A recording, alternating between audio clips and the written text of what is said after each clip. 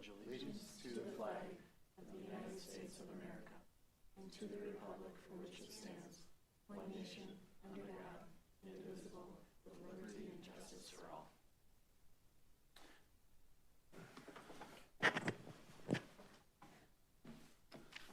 Okay, starting off, we'll do citizens' request to speak on non-action items, but since we only have two speakers, we can go ahead with Jeannie Castro.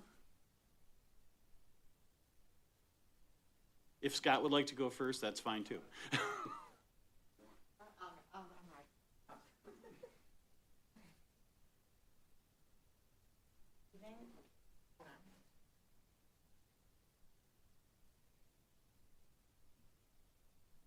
Like that? Okay. Good evening, School Board, Mr. President, and Dr. Nicolette. I would like to address the fact that our schools and these buildings are our most valuable asset.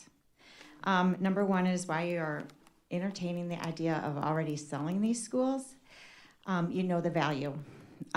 When I spoke with you, Nick, before the vote, you had said that people already were calling you about buying these schools.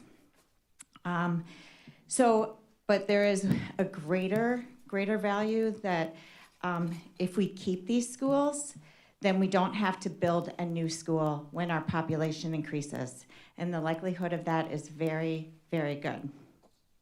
In the last few weeks, I've been talking to so many young people, people with families, people who are projecting they want to have a family, and that's why they moved into the downtown area or out by Holton.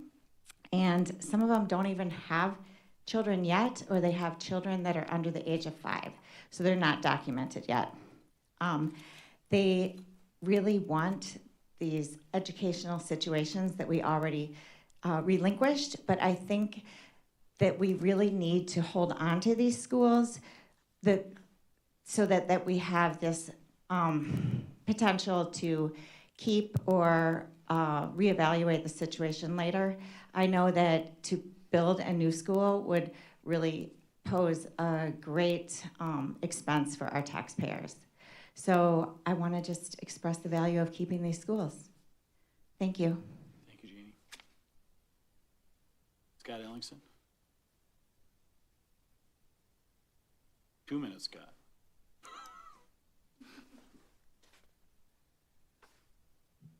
Like a lot of people, including Jeannie, I'm certainly grieving the decision that was made in October, but I'm here to talk about something else.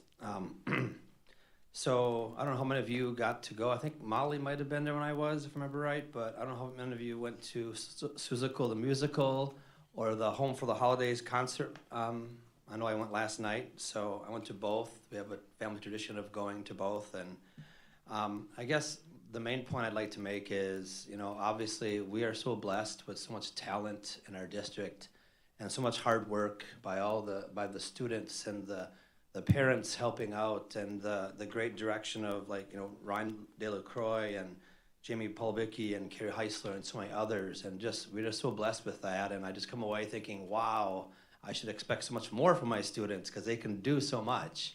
And I'm really blessed that in the same chair I have Macy Menarchek in my class. In a different class I have Nariah King, who was JoJo. And what was amazing to me was Macy right away, I would guess that she would do things like this, but Nariah was this very quiet student, and then there she was, JoJo, and just doing this amazing work. But I guess my main point is this.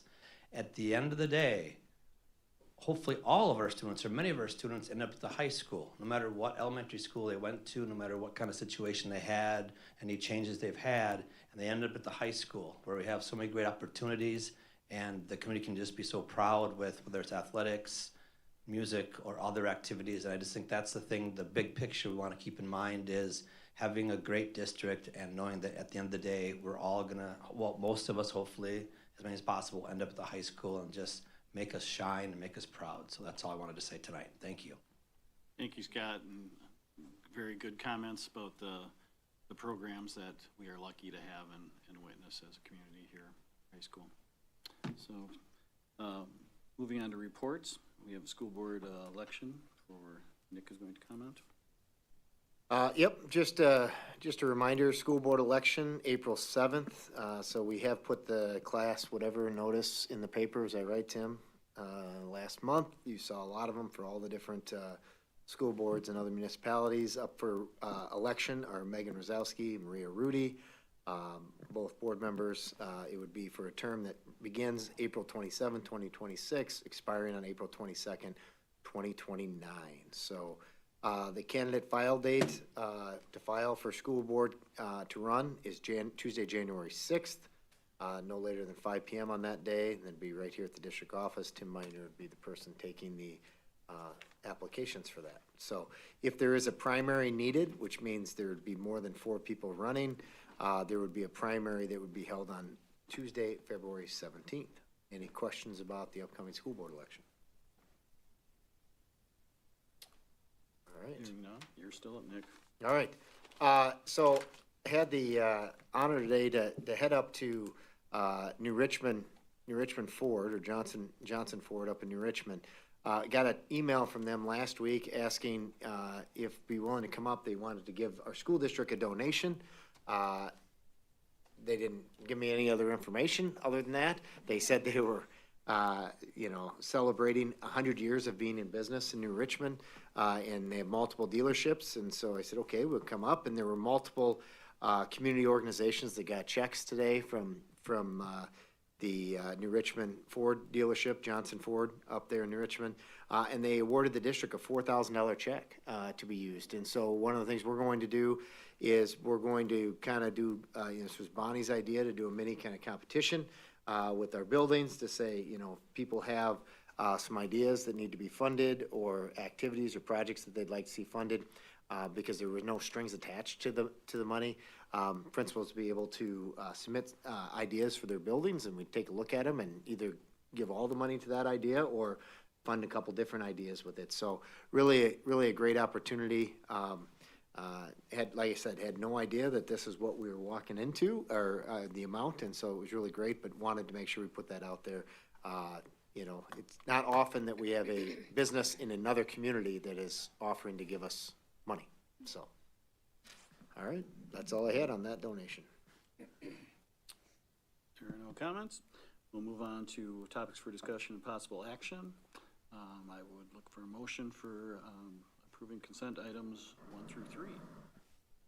Mr. President, Yes, Megan. I make a motion to approve the consent items, and that the Chief Financial and Operations Officer be authorized to pay bills in the amount of $165.37. Thank you. Do I have a second? Second? Second by Kate, and I think Andrea is looking at me like she's got something. Oh, no. Oh, okay. If there are no questions, we'll do a vote. All those in favor say aye. Aye. Opposed say nay. Hearing none, consent items are approved. Mr. President, now Thank it's you. my turn. So I always am excited to celebrate the retirements that you guys just took action on. So I want to talk about the specific people that you approved tonight. First up is Kelly Curtis. She's a school counselor and currently at EP Rock, and has been in the school district for 16 years. We also have Tim Chuckle. He's been in a variety of roles over the years, but currently is assistant activities director and a computer science teacher at the middle school. He's been in the district 30 years. Tammy Holland, paraprofessional, a regular ed paraprofessional at EP Rock for 5 years.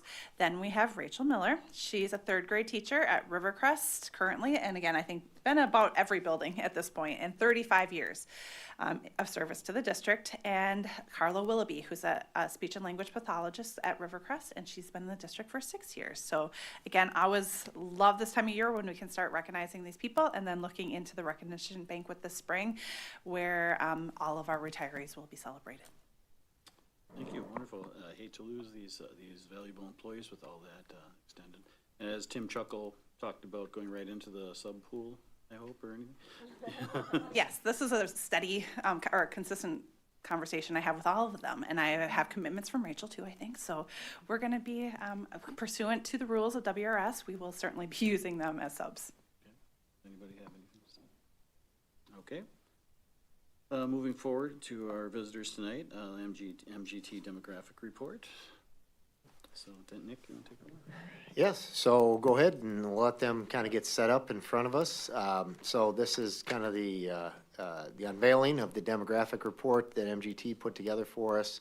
Lauren and Maya have been working with the district over the last couple months to get our data and working in the district as they've driven, and they can kind of talk through a lot of those pieces in what that looks like. But looking forward to what they have to say and what this process is. And I think, asking questions from board members at any point is definitely okay. Yeah, Dialogue's we're fine. not opposed to having ask questions. All right, I'll turn it over to them. Yeah, we're really appreciate y'all having us out here. Missed the Zoozicle. We knew that was happening, but we came in today, so sorry. We were driving development last month. She spots the sign. I'm like, oh yeah, when is it? Oh no, we're not. It's, yeah, if you had a weekday showing, then we would have been there for sure. Again, I want to thank you all for having us here. This is an important subject within K-12 throughout the country, and understanding the enrollment shifts that are occurring within our society. And it's not just a Hudson situation. It's a situation probably 80-90% of the other school districts. As Nick probably has told you, I work with other parts of the country. I'm with the board president in a Los Angeles school district that's in the Bay Area, kind of the same conversations right now. The other part is it's a California district, so they're losing kids in other parts because they just can't afford to live in the area. So you have all that fun stuff. Tim, I'm going to point to you when it's time to go. Yes, sir. So our methodology, we'll talk about methodology, our spatial data collection. When we're here, we're just not meeting with staff, we're actually driving around and getting a feel for where are the schools, one. It's always nice to have a map. It's another thing to understand the layout of the district. But also, it's important for us to drive up Ask you on. a quick question. Yes, ma'am. Could you talk to us just initially about your company, how long you've been doing this? Sure. Yeah. No, that's good. That's a great question. So I've been doing this. I was an accountant early on out of college. Imagine that. Great personality for accounting office. I did forensic accounting for 10 years, and then I got into, I've had 3 arcs in my career.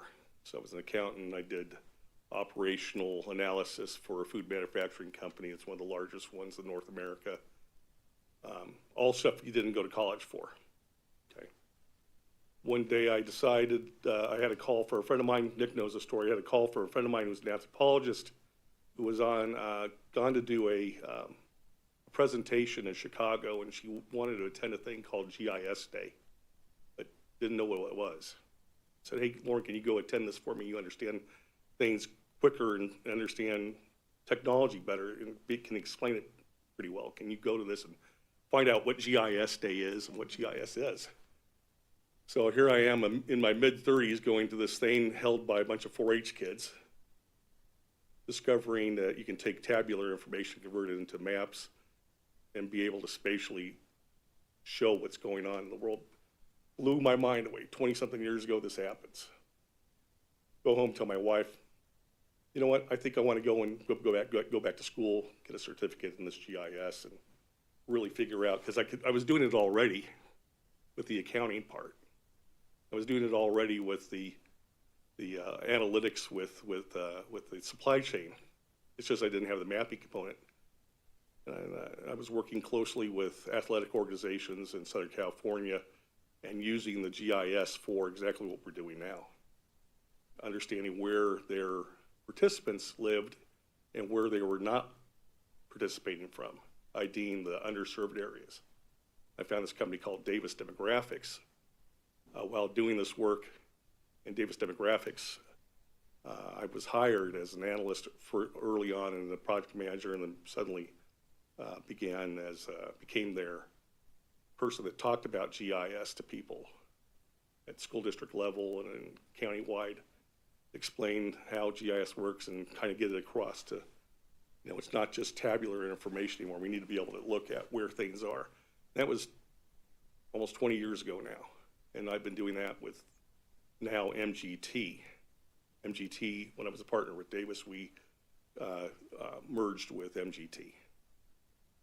And so now what the best part about what I'm doing is that now Maya and I have a question. We just don't sit there in a black box and not know how to answer that question. We can text somebody in our firm that may have a question about curriculum. You know, my mom was a teacher. That's as much as I know about curriculum. But I have somebody I can call right away if there's a question that comes up or something else. So our company is a 6-pillar, basically, 6 pillars of operations. Our major components are TSG, Technology Solutions Group. We're number 2 E-rate solution in the nation now. We own 3 server farms, solely own 3 server farms, and maintain our own enterprise security and storage systems. That's the nice thing about this. So when Nick and I are talking, I can walk around with a laptop and there's no data. I just have to log into a secure server and then pull the stuff down. So there's no more of this. It's very, very cool being in this organization and doing what we're doing. Maya, you want to tell us a little bit about what you're doing with the company? Yeah, I definitely have not been a part of the company as long as Lauren has been. Yeah. But my background is in food insecurity work. And so what I was doing there was using GIS, or this mapping software, to kind of map out enrollment trends in like federal food programs. So here now I've been able to kind of work on using those same skills in mapping, using those same skills in like data analytics, but now associating it with like school trends and things. So it's been really interesting. I am still pretty new to this role, but I've been able to learn a lot just at Hudson as well. So it's been great. Well, Mike comes with us with a fresh set of eyes. Mm-hmm. Sometimes you know, Nick and I are looking at the same thing for 3 days and realize that we missed something and Maya picked it up, or something like that, right? Gentleman is going to come in after and talk a little bit. He's on his way. He's probably halfway here. Is Dr. Lance Richards, former superintendent of schools down in Indiana. He's now working with us doing community engagement. He has a background. He was a news reader out of college. He did TV news work. You'll see these camera ready when he comes in. He's not like me. But does that help you out? Good. And Lauren, Yes, you've sir. worked with other districts in Wisconsin, Minneapolis. Yeah, so a good one is Kenosha. Kenosha's my Chris up there for years has been. They've been trying to get the point across they had to close schools, and at one point there, I think the facility director, who had been working with us as on the software side for years, had this problem. He goes, "Hey, we have to close schools. There's just, I'm telling people we're under enrolled." And it took him having to basically leave. He left the district out of frustration. And Chris called us up and says, "Hey, what's going on? You know, I think you know what's going on in this area. Yeah, you guys need to close 7 or 8 schools." "Yeah, I don't know if we need to or not." I'm like, the numbers, the last 8 years continue to say you need to close schools. And so we went up once everything, all the dust settled, we went up there and helped show them what needed to be closed, why, where the locations, you know, some of the stuff that all that knowledge base had left. And so we had to come in and basically fill in the gaps, what I knew from my interactions through the years. You know, we've worked in Milwaukee Public Schools. I helped bring in our software solutions to their CFO, their finance department. Several of their staff have been trained up in the software that we work with. They work with that software. A lot of large districts will license what we're doing for you all because they have staff internally that can do this. But yeah, I've worked with districts that are what I call campus districts there's one property and there's like 2 or 3 schools on it, like a little liberal arts school. I worked with districts like that, and I've worked with the state of Hawaii with 13 separate districts and all the different islands. 13 separate superintendents. Imagine that. That's always fun. So I've worked with districts that are state agencies all the way down to the 700 student school district. Is that good? Yeah. So when we're working through this, there's a methodology. The methodology is not a black box. We're going to tell you how the cake's made and how the ingredients go into this, making this cake. I have a colleague that uses food analogies and makes everybody remember it and get hungry by the speed up the process for the meetings. We'll talk about spatial data creation. the words make it sound really fancy. We've taken the student file the last 4 years and geocoded the kids to the world. Allows us then to understand physically the physical locations and how those changes have occurred over the last 3 to 4 years. We also start looking at other factors that go into this, birth factors. You know, how many houses are being built? Is there a lot of are there a lot of houses? Where are the houses being built? What type of houses are they? And then providing a district forecast. All this is the foundation to help create and understand other things that are occurring within the district. Okay, Tim, hit it. So our methodology. We take, in most cases, most districts are affected by 3 different items that are occurring in their area, unless you're in California, where there's no housing development happening because of the costs and things. There's a lot of housing that's dropped off. But first component of this is birth, understanding the births in the area, because you have to understand that earlier in the meeting, sometimes you just don't know where the kids are coming from. You know that there's young families, so you look at the historic relationships to how many kids were born in the area and how many will actually have shown up to help understand what births you could expect. Mobility factors, the center one. Some people will hear mobility, and some people in the business office will get excited because mobility, you're thinking about ins and outs of some districts, ins and outs of apartments and things. That's true. That's kind of like mobility. In this case, the term mobility for us is an internal statement. It's a spatial cohort analysis where we're looking at where kids were in kindergarten the last 3 years and where they are in first grade the next 3 years. This kind of like a cohort analysis that you do tabularly to understand where to expect children enrollment-wise. We're looking at physical locations. And there's going to be an output of that called a mobility forecast or mobility analysis. And you'll see a spreadsheet that represents the various elementary areas. The cool thing about that is you have these elementary areas, but within the elementary areas are kids that attend from pre-K, 4K, all the way up to 12th grade. So someone goes, hey, well, Rock doesn't have 12th graders. It sure does. The kids live there. There are 12th graders that live in that zone. It helps us understand what are the shifts in those zones. And the last part of this are the drive-in development, looking at the houses. Everybody's, we see housing development. We even traveled and visited some of the areas outside the district that are areas where kids are open enrolling in some cases to the district. And so being able to have that information then allows us then to apply the factors and to produce a student forecast. Keep in mind when you look at the student forecast, the base year is this year's fall snapshot. Tim, next. So just a snapshot of what's going on. We collected your schools, your attendance areas, 4 years of student data. We took you have your zones, right? And we took the natural splits of the zones and then we split them even further into these more refined planning areas called study areas. So your zones are now split into 241 of these study areas. And they follow things like the old rail line or waterways or not, interstates. There's only so many ways to cross over an interstate. It's not walking over it, that's for sure. But looking at those, looking at the development, and then understanding the other analytics that are going on there. So we have some spatial tools that show the relationship of historic students also. Maya was really kind enough to have all that stuff ready for you all.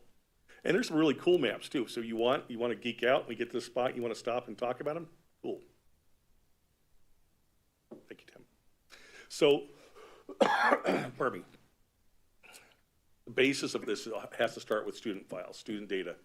So we were working with the district to make sure that we had the correct student information. We have a verification process that's like in county, taking a look and making sure that you have the correct amounts that are that align with what was reported or close to what was reported to the state.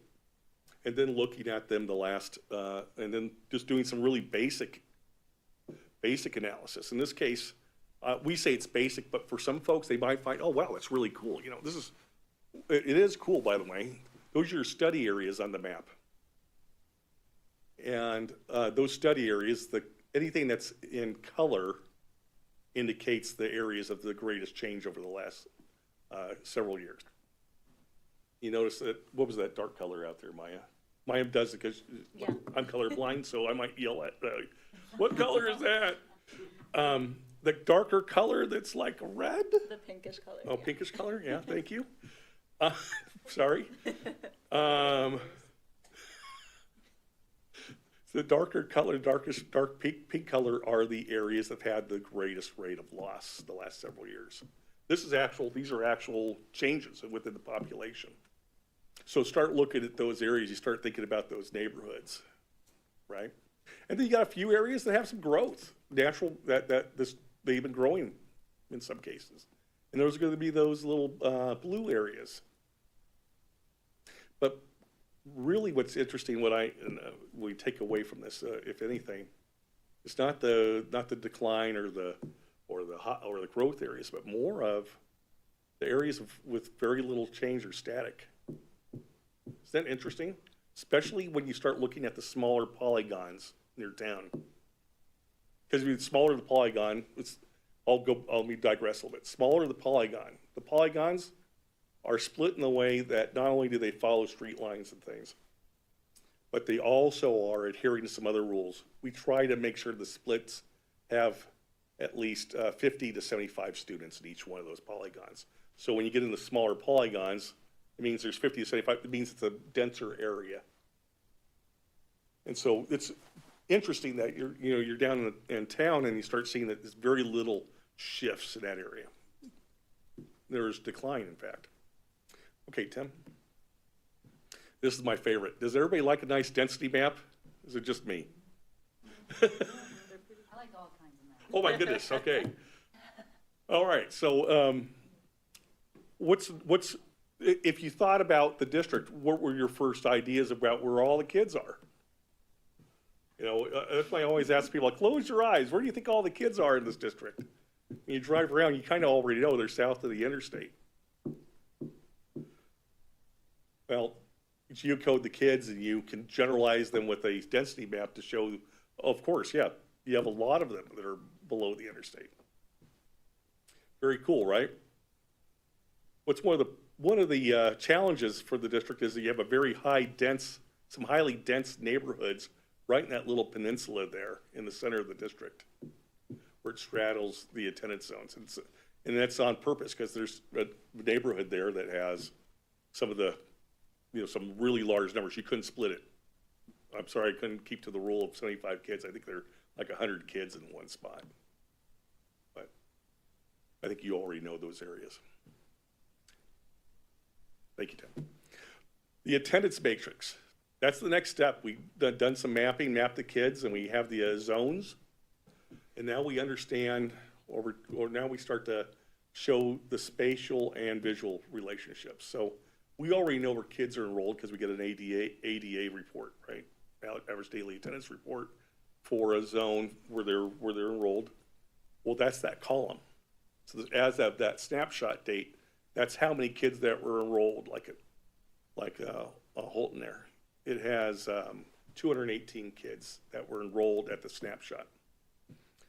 If you look down that line, so if we start at the column at the top where the school name is, that highlighted area that's gray, I know gray is, gray with the white number, that's how many kids live in and are enrolled at that campus. Pretty cool. If you go down, you see North Hudson, you'll see that Hudson has 4 students that are going to North Hudson, or from North Hudson, pardon me, to Holton. So you have 4 kids that are going up to school there. Maybe the family works out of town on the way out of town or something, right? Who knows?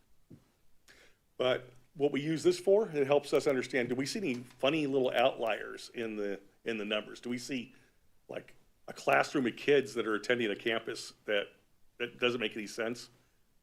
Typically, when we see stuff like this early on, it means, maybe there's a boundary line that's not in the right spot. Maybe some kids are supposed to be both sides of the street are supposed to be at a school or something. In this case, there were no red flags that went up. This all made sense when we started reviewing it. So the top line, Holton has 218 kids that enroll at that campus. But if you see that 203 number, there he is, just in time. If you see the top number where it says count of students living in the area boundary, Holton has 203 total students that live in their attendance zone. So not that many more than are actually living there and enrolled there. Now, why is this important? Well, it's important for a couple things. It helps us understand if there's any spatial relationships that we need to focus on, that maybe we're bringing people in that maybe they should be going to another school. We shouldn't be open enrolling, or maybe we should be open enrolling, those things. But on the next slide, Tim, shows us what those numbers actually, what's the impact of those numbers. So there's a resident number. So there's the 203 kids that live in the area that Holton, compared to their capacity. The capacity, in this case, the capacity is set in the way that it is in relation to the kindergarten through 5th grade student population, so their ratios for those schools. Well, it's at 69%. With kids that are attending outside and living in there, the enrollment's 218. Their utilization now goes up to 74%.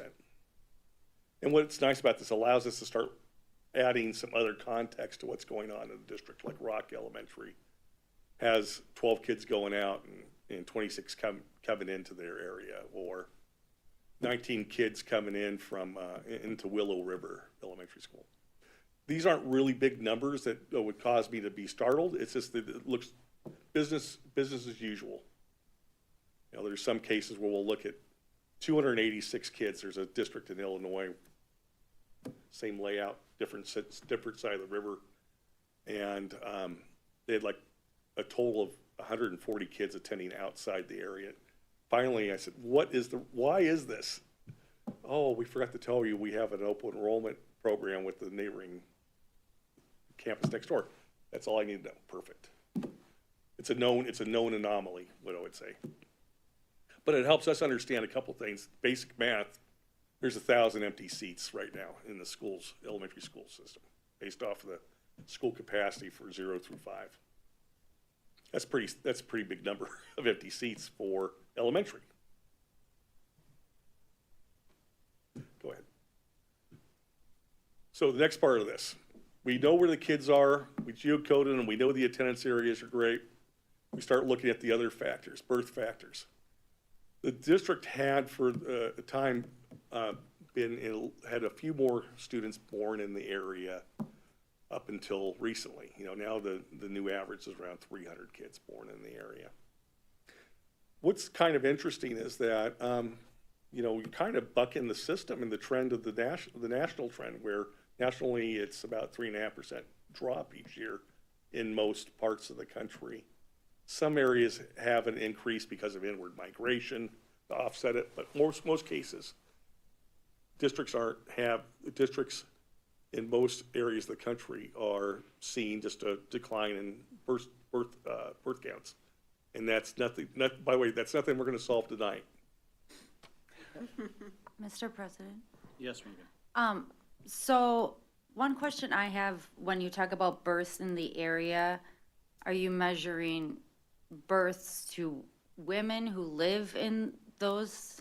Birth to those zip codes right there, those are from the state. That's where those children, the moms are from. Okay, Yeah. great, because I know a lot of people go have their kids in Yeah, Minnesota, you know, what your closest hospital or preferred. Yeah, it's nice is. having the relationship with the health department, the health and statistics department here in the state, because we're able to send a quick message over and they know, oh yeah, they need to know this, and not the song.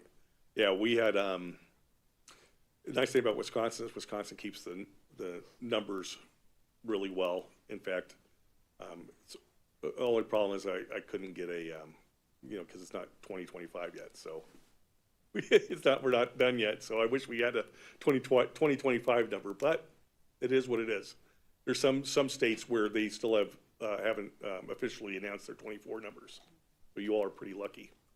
Go ahead, Tim. There it is, mobility factors.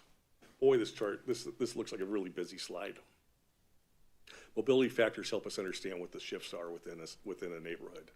We look at the neighborhoods that have not had recent development. Hey, Lauren, real quick to interrupt, Yes, sir. you're going back to birth rates, because this has kind Yes, of sir. come up multiple times. Because it does look like birth rates are up, and then you have it sitting at 99.7. Yeah, Can you so- kind of talk what that is, and then also, when you look at the birth rates of being 102, 103, it's compared to the base year, is that correct? Correct. So so when you're looking at, okay, we have so many kids born, it's like the calculation for mobility. You have so many kids that are there, what's the difference that we can expect the following year? That's what we're looking at. We're looking at the difference. What's the difference we can expect based off this? There's a natural increase that's occurring because the last couple of years have been the lowest. In fact, next year we'll have that same impact because it's a couple kids shorter than 300. When we look at the outgoing years, 5 through 6 or 6 through 7 or 6 through 10, I mean, we're taking into account some other information. We'll look at the actual collection of students, and you all sit at, what, 280 or 290. So all the kids that are born here, about 290 show up to kindergarten. Where they at? Capture rate. Capture rate. But when you look at some other calculations, the actual shift in population projected through the census and the ACS comparison, you're seeing a slight decline in the next 5 years, out past 2031. And the reason behind that is they're taking into account also that the numbers are staying low. So that's why that's set up the way it is. It's reflective of a static population. And just, so the 99.7 is coming from just a general population analysis and the trends of where you're seeing birth rates going? Correct. Okay. Yeah, anybody enjoy the statistics class in college? Yeah, right? Megan, good, you? So if you remember, when we're looking at stuff, we gotta be careful how we apply micro numbers to macro. And so some cases we can probably apply that, but looking at it based off of experience, it's not appropriate. Let's look at some other analysis. So we pulled the ACS numbers and looked and said, the census is also, everything seems to be flat except the younger students, the 0 through 4 kids, or 0 through 4 population actually shows it declining from 0.12 to 0.10. So in this case, it would have been 10%, but we're not going to do that. I think this is more appropriate. And the other thing is, when we get out past 5 or 6 years, we're trying to get ahead of the bigger mistakes. We want to make sure that the next 3 or 4 years we're ahead of. If there's something further out, maybe in about 2 years, we see something else, let's revisit it. But in this case, this has been this seems to be what this is the appropriate methodology for what we're doing right now. Okay, Tim. Mr. Yes. I have a question actually clarifying. So, and again, just because this has been a focal point of conversation in the community, so you're using the American Community Survey, ACS. That's right. And You're drilling down to Wisconsin specific to Correct. look at that. So Yeah. you're pulling in and saying, looking at 0 to 4s within the state of Wisconsin, and through looking at that. no. Okay. Oh, I should probably, we actually have the ability to scale down to the district level. Great. So you're honing in on the zip codes within that touch our district specifically. Yes. Perfect. And so what we're seeing here is essentially a flat trend, and they're giving you a 99. I want to No one's giving drill us in. anything. We've come up with the 99.7 because it represents what looks like what's occurring in other parts of Wisconsin. Okay, with our which is clients. essentially flat, no change Yeah. for the next. After year 5 or 6. Okay, so after. So the first several years, that's if you look at the kinder year, So 2026, 27, 28, and 29 are the ones that are hard-coded numbers. And if you see it, and as Nick brought up, you'll notice that it's because the other reason why it seems elevated is that you're a swing of 8, 9 births.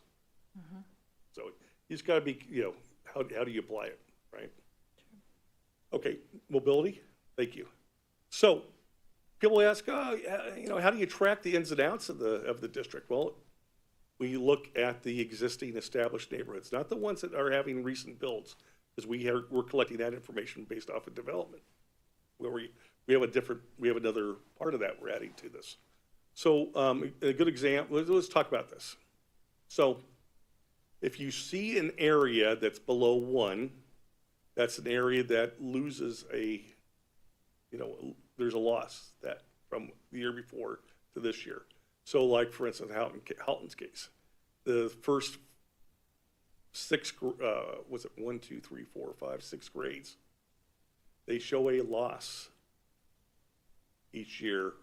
So kids that were born, kids that were in kindergarten last year, if there were 100 of them, you would expect 99, or you should expect, we have been expecting or receiving 1 less each year.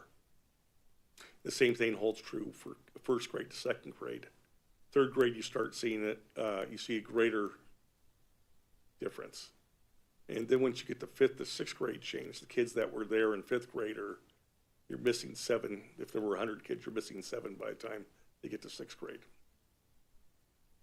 Mr. President? Yes. And so then this is the net. So if you had 2 students move away and 1 student move in, you're looking at all of that at the same time. And we're not looking at specific families, we're looking at specific geographies. Yep. There's this many kids that were there. Yep. And they're not there. And because I'm like the accountant in me, where's our accounting people? Our accounting people, we take the Excel tables of the enrollment, line it up, offset it, and calculate the change.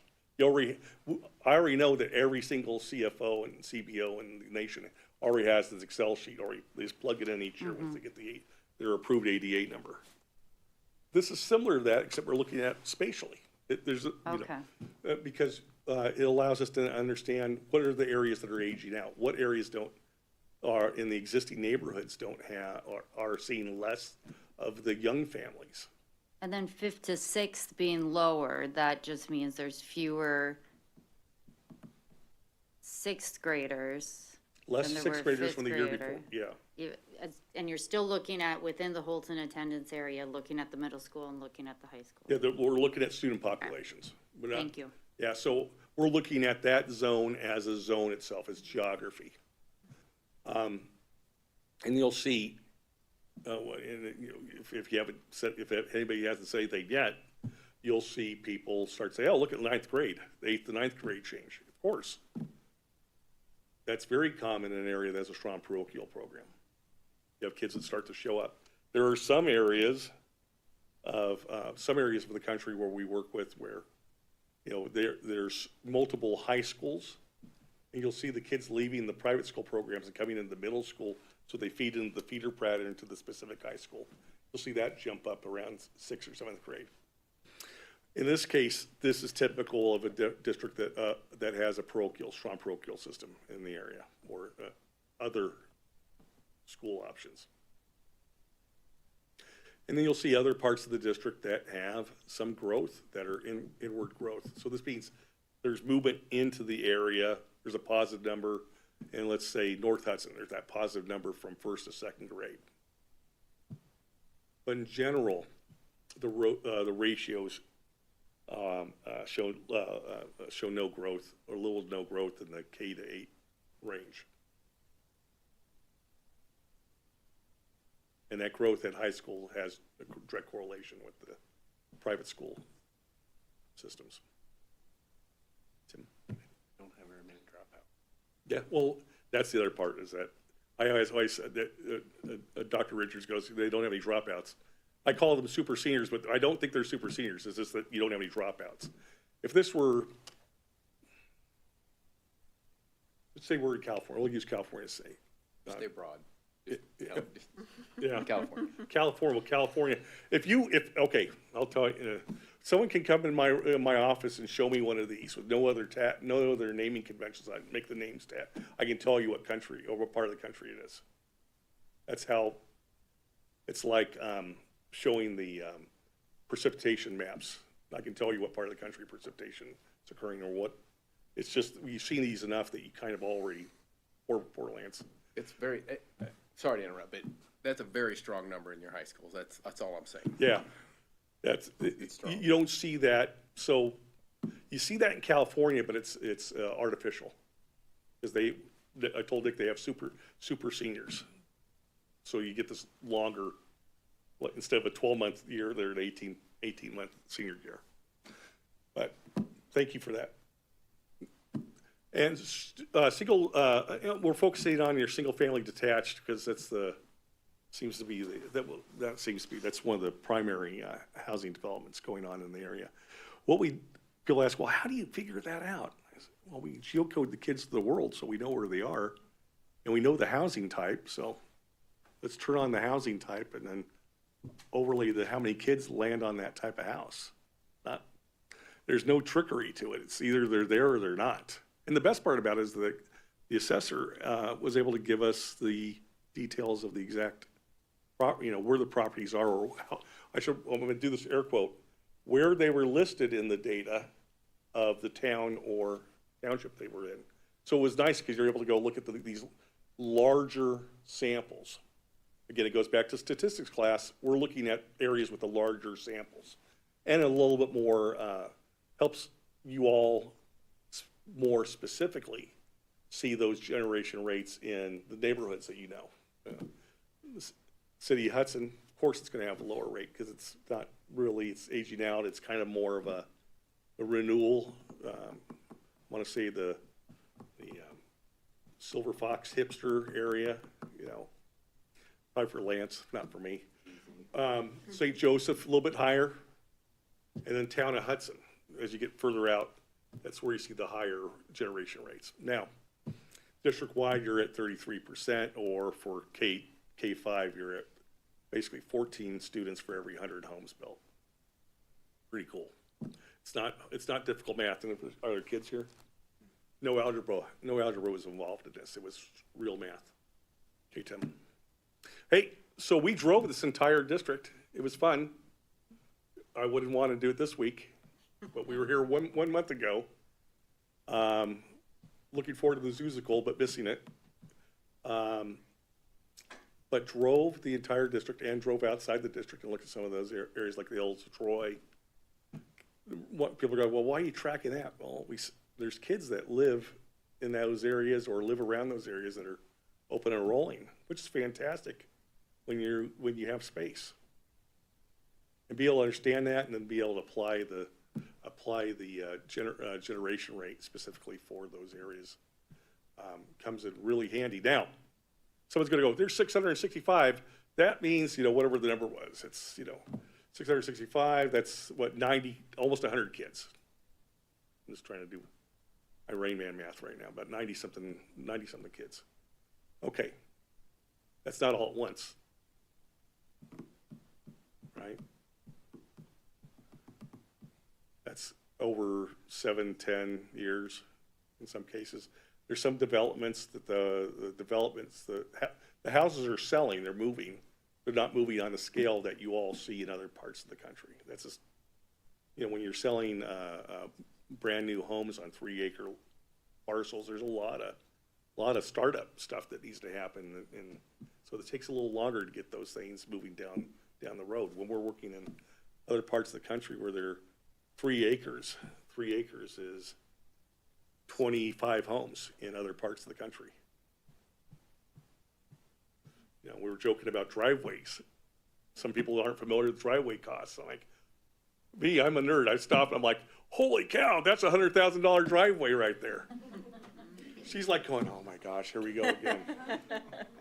Did you see that they're using 2x6s inside there? Oh my gosh, and going over the different price differentials when you start looking at the materials. It's always fun.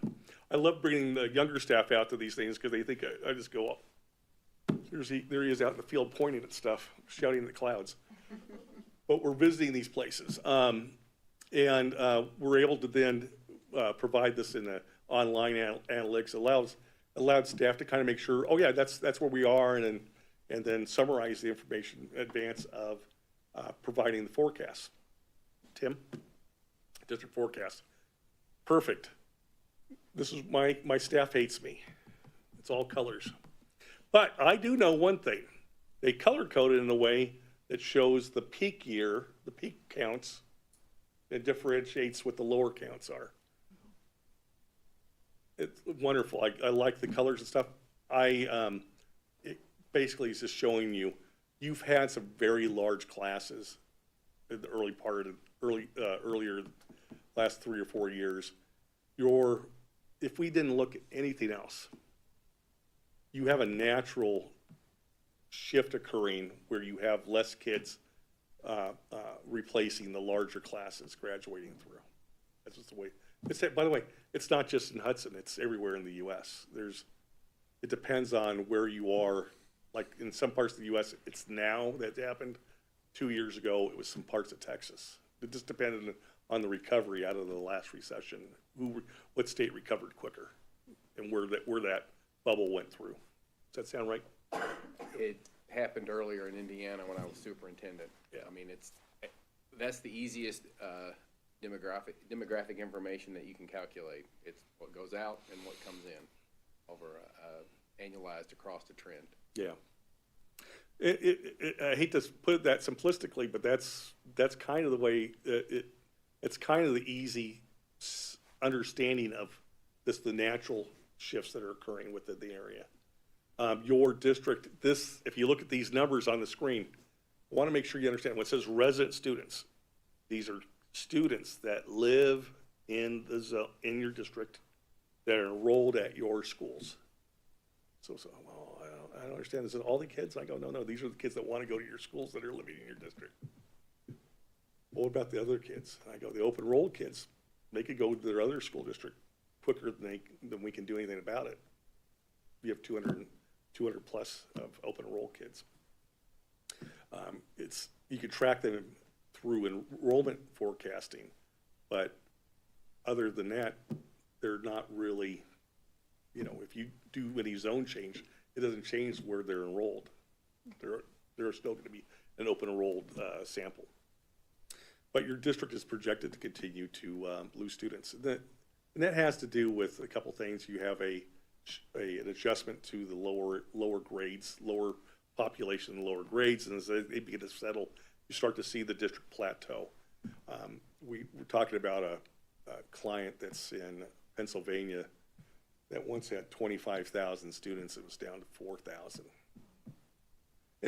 By the way, it wasn't anything that the district did. It was just a Rust Belt shift, and it was in an area where, when you don't have people and you change the lumber industry and you've gone to, it really affects families living in the area. There's only so many kayaks you can rent to go down to Allegheny. I mean, this is it.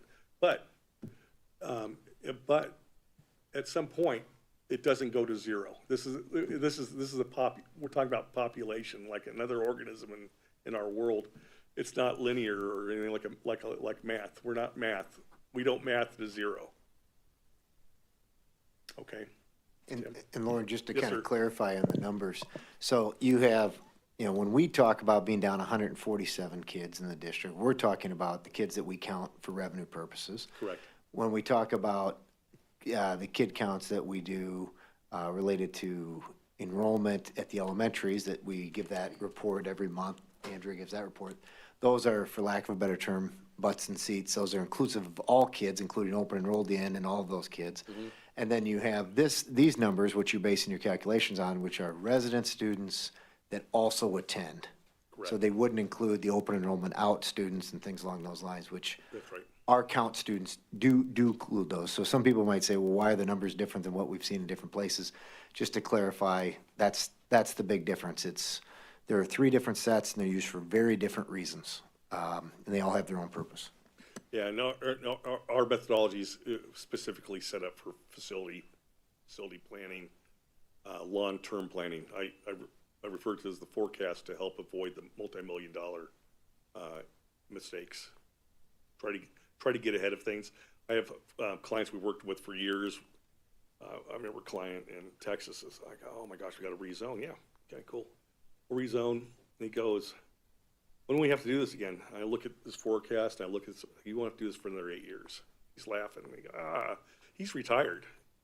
They had to rezone a year after he retired, year 9.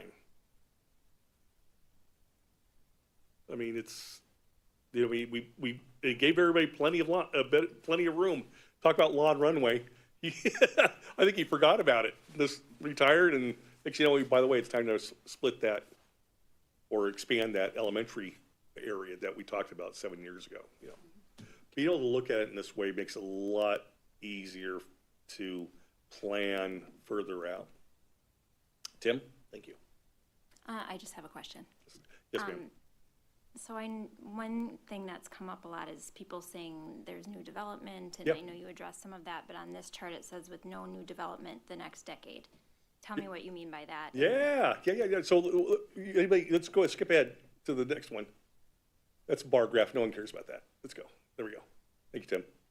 You can look at bar graphs all you want. It's the same numbers. It's just picture. It's making the picture of the numbers. Okay. So with no new development, so that was you know, we have the ability to start looking at other relationships.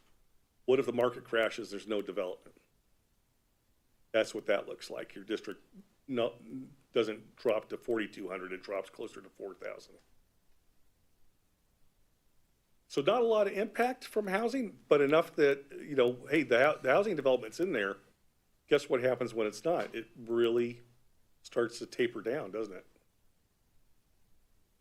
And, you know, guess what? If the planning department and the cities decide, hey, you know what, we might want to address how we rezone these neighborhoods, then you're going to have to come back and revisit this, because if they go from a 3 to a 1, it's simple, you know, that's simple math too. You know? So do you take into consideration in our area, trends as far as development and what's seeing in the near future? I mean, Yeah. That's one of the concerns, is that we have, you know, townships that want to keep a rural, Yeah. you know, Yeah. makeup, but Yeah, also want. we take that into account. So when we're looking at the development that they're working on at this point, the stuff that's either approved or in planning, we'll look to see, okay, which ones are, oh, these are the 3 acre ones. Okay. These are the 3 acre ones. Where else are those? Well, most of the new big developments, or most of the developments, are these larger lot homes. So, yeah, we take that into account. So you've taken already, so this is basically showing, okay, when people say we have 700, on the books, you've taken into account almost 700 new homes being built in our school district, That's right. housing units. You've taken that into consideration, plus the mobility rates, and that's how you came out with this calculation. So it's not like all of a sudden, No, all we did was instead of calculating the, you know, it's a thing that you take a factor out. We said, okay, what if homes don't happen? You still track the plots, like before you know, during the recession, we still track the plots. No homes were coming, no schools were coming from it, no homes were being built. So to do that, you just say, okay, there's no student generation because there's no development happening, yet we're still tracking those. And there's no determined, you know, basically saying there's no determined value when that's going to come online. It's really nice thing to having software built GIS that we use. It allows us to do the what if scenarios like that. So, sorry, I stepped away. You're okay. Slide 16 includes the 600 some that we know are gonna happen. And then when you get to slide 18, they all fall apart and none of them get built. Nothing happens. Okay, thank you. We thought it'd be interesting to have that in there, because there's discussion how significant, housing is quite significant in all forecasting. But that give you a better idea of how impactful it is. What does it look like if it's not there? So, I mean, sorry. You're good. So you're basically talking about 5% swing. And so when you're looking at these forecasts, and you're looking at, you basically have a three-legged stool here. You have birth rates, you have mobility, and then you have development. And so for districts, if you have a declining birth rate and your mobility, you don't have folks moving in because your housing stock doesn't support a ton of families coming into your district, then the only way that you can backfill that enrollment is through development. Well, your residential development is limited by the structures that are in place already. So that's an important number because that is a 5% swing. And to his point, should there be, on the flip side of that, if they rethink that policy and they look at it differently in the decade to come, then that could also be a 5% swing the other way. Pretty cool, huh? I think so one of the things too is are some of our neighboring areas across the rivers, Stillwater, Lake Elmo. Yeah. You're seeing a very aggressive changing in their zoning for higher density housing. And a lot of people, the perception is, well, we're building more homes in Hudson. Hudson's growing. We know from the data that we're not seeing the kids coming with those purchases. But what we're not seeing is an aggressive plan to increase higher density housing. That's true. I think, So you saw that in South Washington,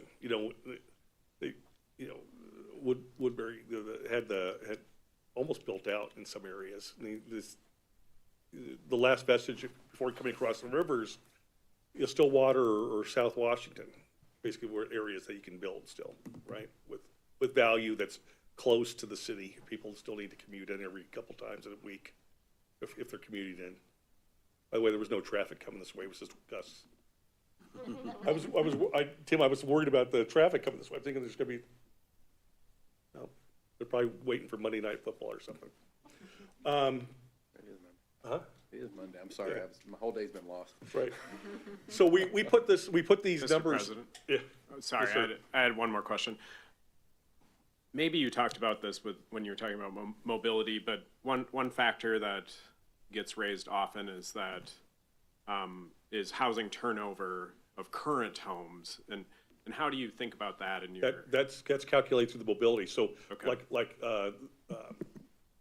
Houghton's a good example that there's not a lot of turnover occurring with young families in that area. Areas, would be, I didn't, maybe it adds to confusion if I add somebody else's stuff to it, but there are other parts of the country where there is, when people talk about, oh, they have people moving in the area, we work in districts in the Carolinas where, no, people are moving into the area.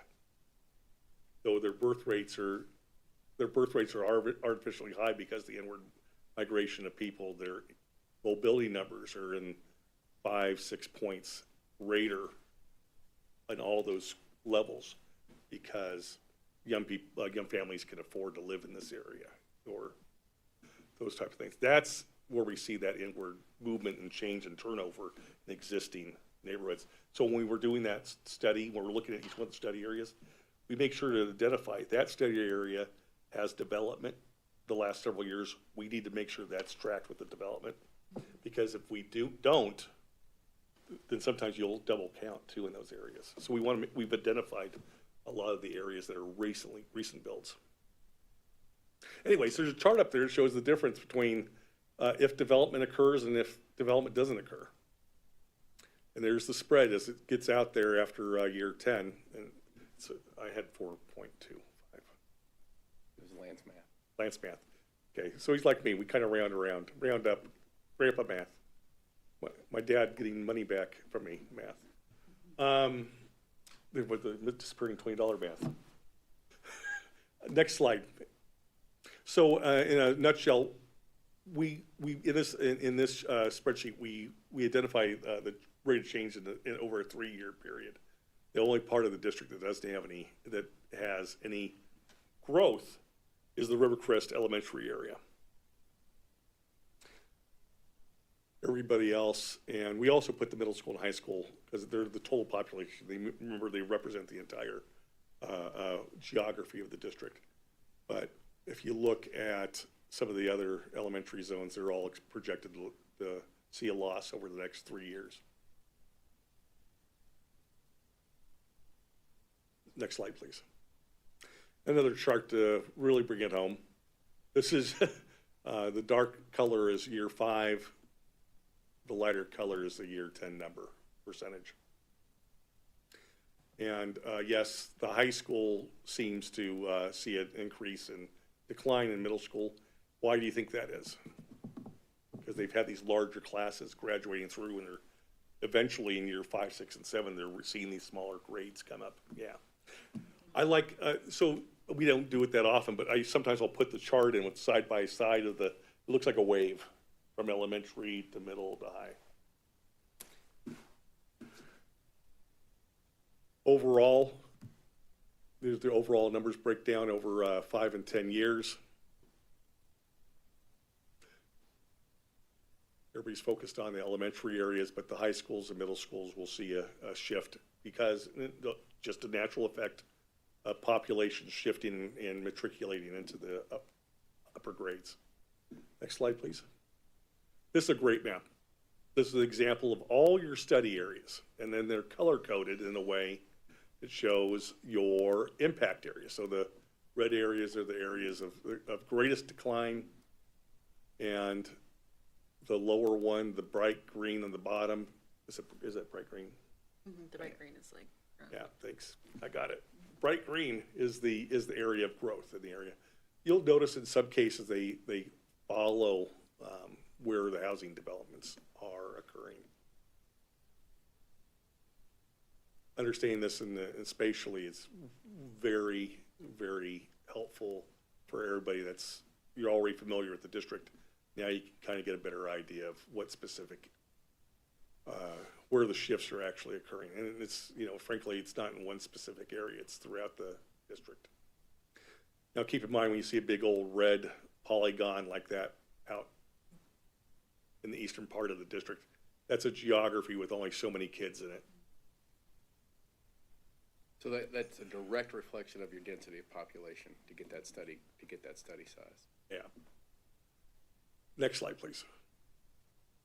So overall, you're projected to lose nearly 600 kids over the next decade. Most of this we've covered, but just to keep in mind, it is as current as of when we press go.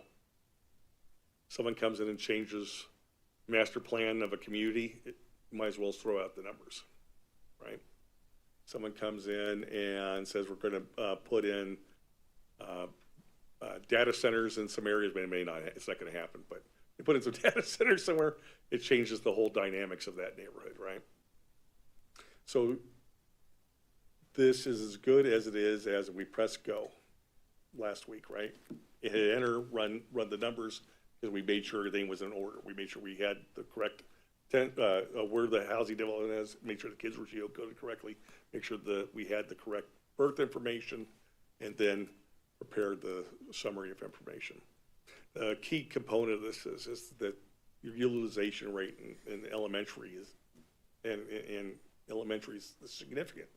It's tough when you're at a school, because I grew up in I'm very young. I went to elementary in the late 70s, early 80s. And I remember attending a school that was under enrolled for a period of time in a very small rural area.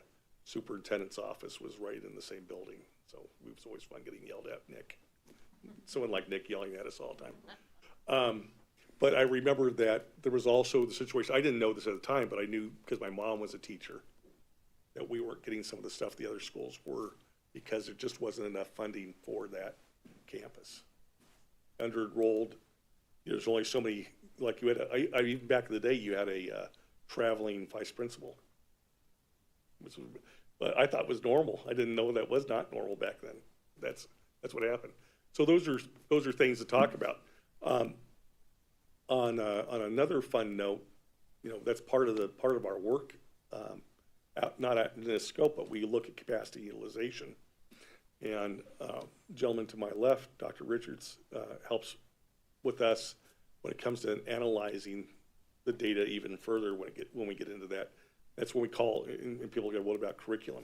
That's when we pick up the phone and call one of our other staff colleagues that are in the curriculum side, they'll walk through those parts. But one of the things I want to make sure, I'm sorry, I'm jumping all over the place, the middle part of the executive summary, don't want to overlook it, that the middle school and high school numbers are projected to continue to be more impacted in year 5 and 6. So, Tim, go ahead.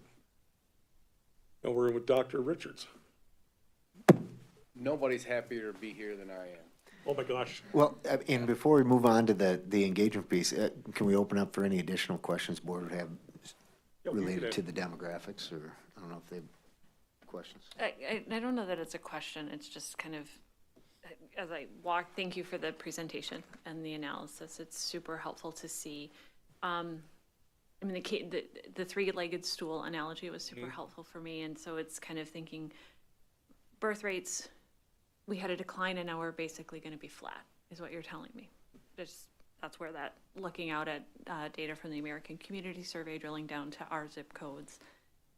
The other leg of the stool, new building. Yes, we do have new development happening, but because of geography, because of community development plans that set how the type of development that happens, it's limited in what's happening.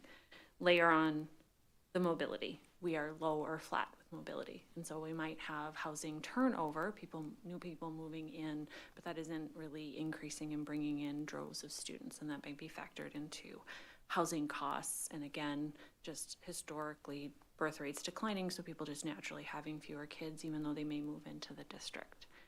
Kind of the three pieces that I took away. Wow, you should have set up here. That was way better than I could have said. Thank you.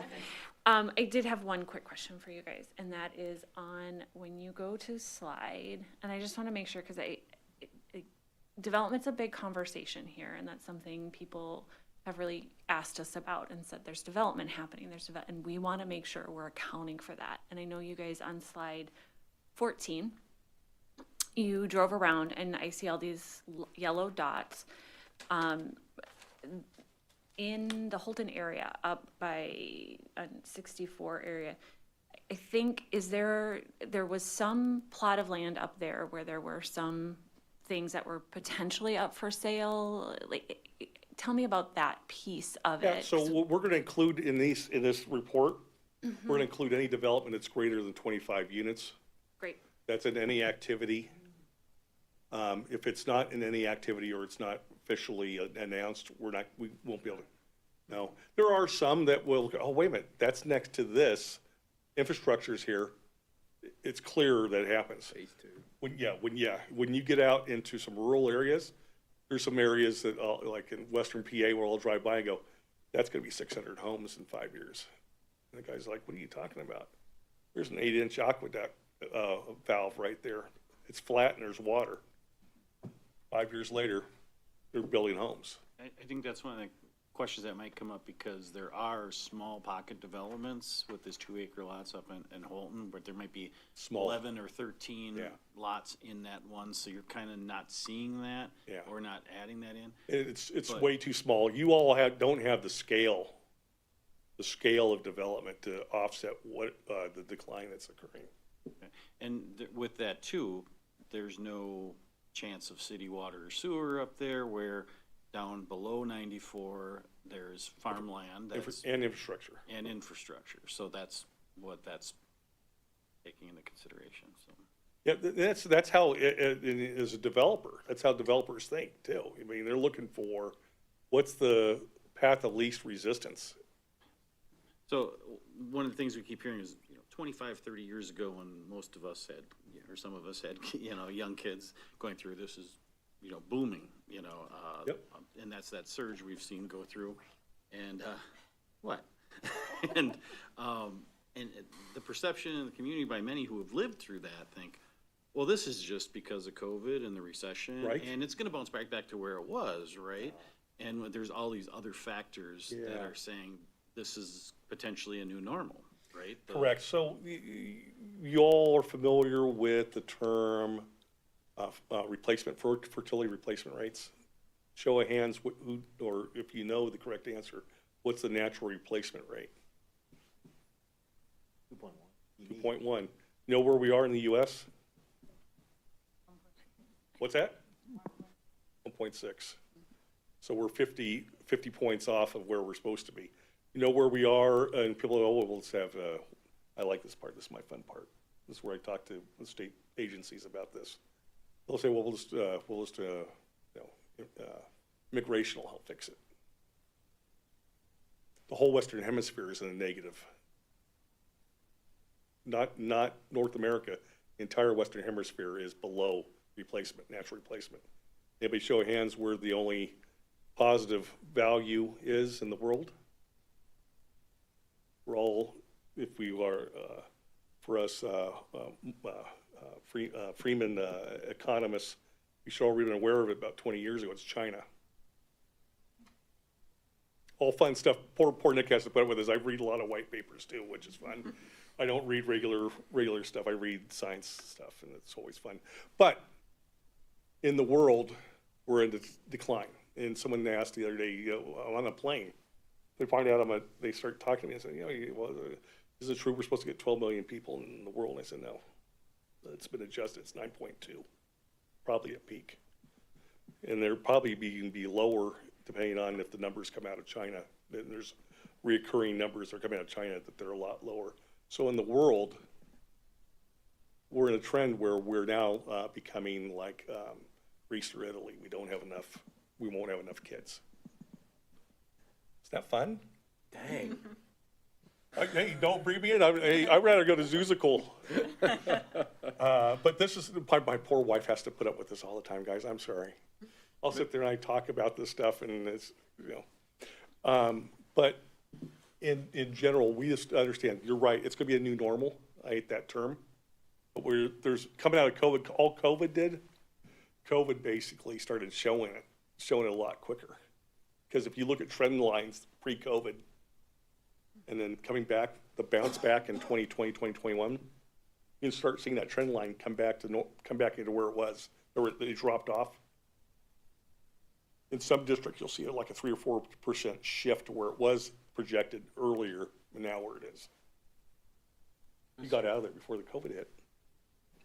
No, I was a superintendent during COVID. He was. I'm still twitching. But we take all that into account. So if we're looking at like the little spec housing developments, we're not picking that up because that has a whole different mechanism. You know, you're going to pick that up in the mobility numbers. It's not a large development.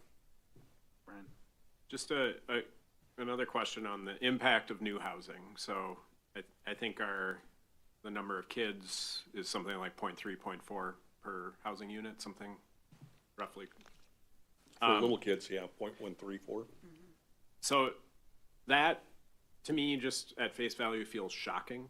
You Right. think of a new house, you think of a new family of 4 or 5 moving into it, right? They're expensive. Can you put that number into context? Is that normal, or is Hudson unique? It's not. I'll tell you what. Everybody wants to know what normal is. 0.33 is basically what you're seeing in suburban areas. What isn't normal is when you start seeing what looked like a neighborhood, and it's that brand new neighborhood going on, and the entire K-12 is at below 0.2. That isn't normal, but it has to do a lot with people can't afford to move into those areas, or there's bypassing that and going to a different location altogether. It's also important to factor in that even if it generates children, it's going to be across a K-12 spectrum. So, you know, you always think of these. I had a really nice 100-unit subdivision that was going in my school district, and I was, because we needed it like manna from heaven. We needed it. And a big chunk of it opens up, and like we're picking up like 2 kids. I'm like, what's going on? Well, there were a lot of preschool, like those little tight cars in the driveway. So we were hoping they would age in, but it just never. It wasn't the saving grace that we all had hoped it would be in terms of that single elementary. It didn't have the 1990s effect. No, when you built it, you had a 0.8 to 1 ratio. Well, I mean, when we were kids, we all knew families that we were 3. And, you know, we had kids down the street were 4 and 5 and 6. And you know, there were large families growing up and a much higher generation rate. We're lovely at cocktail parties talking about this, by the way, so if you need to hire us out, perfect. We can do the small talk. Let's go, yeah, there we go. Great questions, by the way. Yeah, absolutely. And look, you know, that kind of leans its way straight into community engagement. Well, let me start over again. There's nobody happier to be here than I am after 5.5 hours in the lounge at Chicago O'Hare. I do appreciate your patience and letting me kind of join you late. I'm very excited about community engagement. I mean, I know that there are some tough decisions that have had to been made here, and you've got a lot of folks that are upset and trying to understand the why. And, you know, and this kind of comes back around to how we engage in community engagement, when we talk to folks and we engage with folks. And it's a lesson for all of us in terms of don't assume, because really what people want to know is what is going to be the outcome. They're going to be angry up front, and there's a certain amount of denial. And, you know, and another important factor about small schools is a few kids one way can really swing a number or a percentage or, you know, even with test scores for those of you that examine those things. So don't assume, clarify what their key concerns are around that before we lean in. Also, in staying positive, because no one needs a negative Nelly. Negative's so easy. Negative's lazy.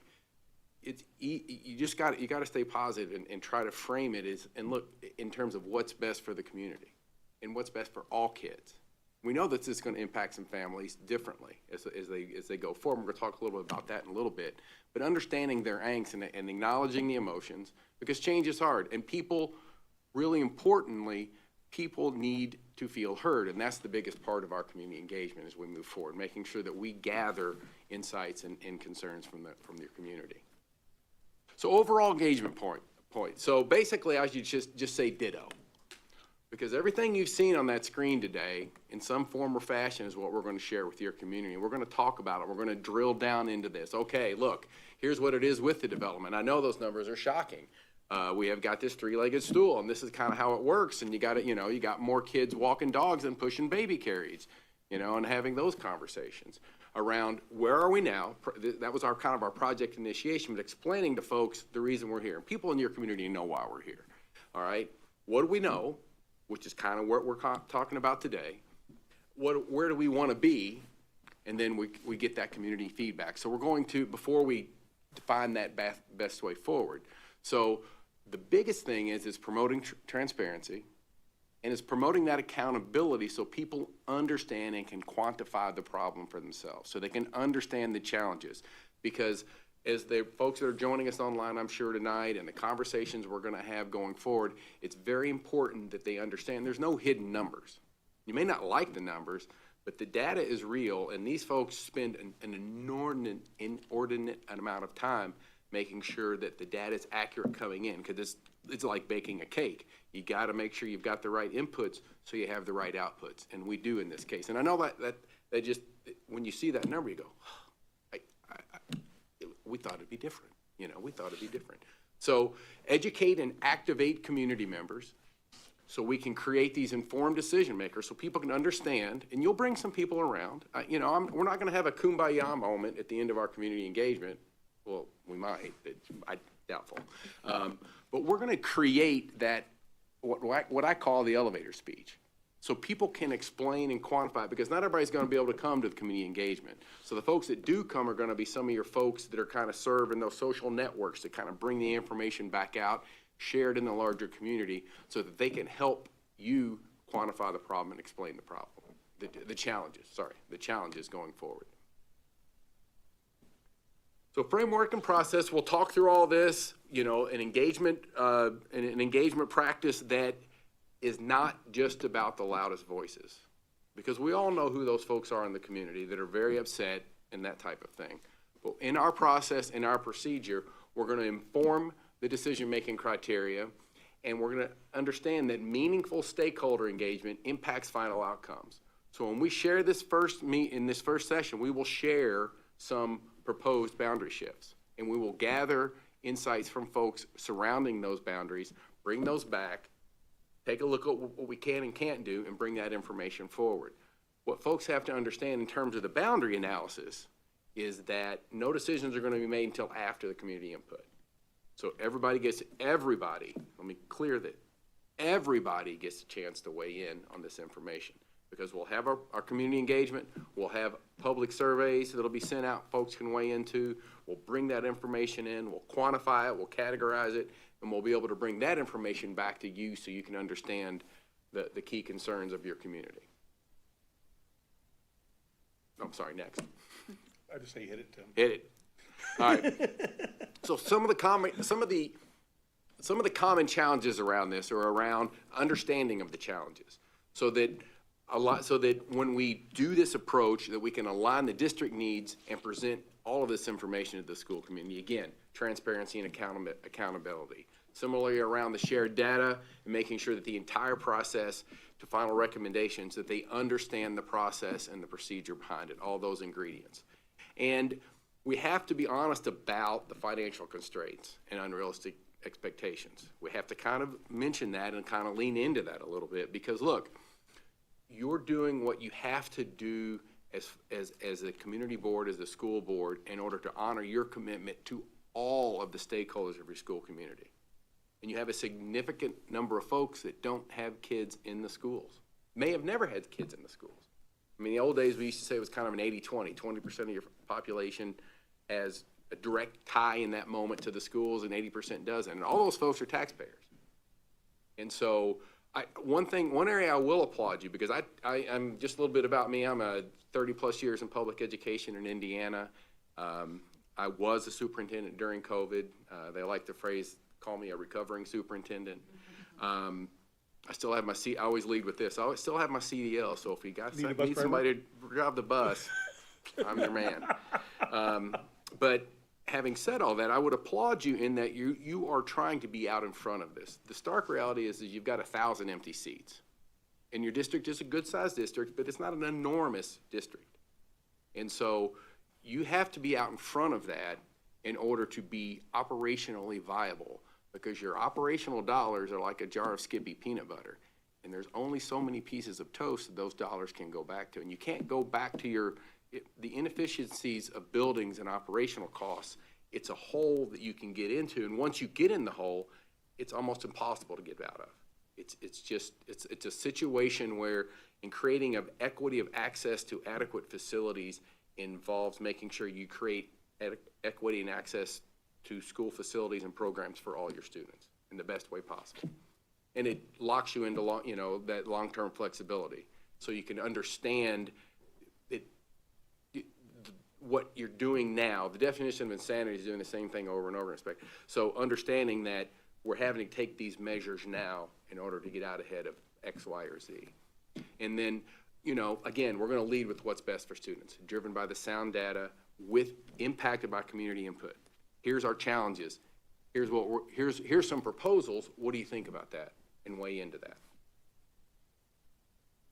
that. Just a little bit of our community engagement. So they are it's a town hall-like event. It's not an open mic night.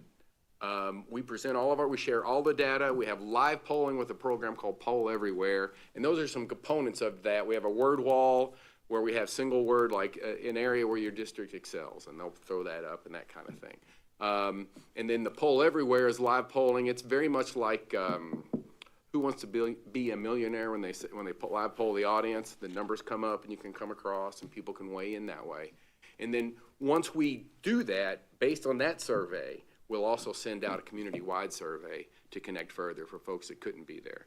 And generally what happens is many times we'll record that. It'll be, sent out, live streamed and that type of thing. And so folks that either watch it live stream or watch the recording then can participate in the survey the other way. And you can push that out through it's a link. You can push it out through your school messenger program or any of the Classroom Dojo or any of those formats that you have. But it's important that we try to capture as much as we can in that. And we capture, if you've got, I've done sessions, believe it or not, I did sessions on this exact thing in Utah where you anticipate with larger families continuing growth. And there was a common refrain in the district I worked with there, and they said, 4 is the new 8. What? And they said, 4 is the new 8. Well, they were having, the newer families are having much smaller families going forward into those schools, and they were facing some of those same demographic challenges going forward.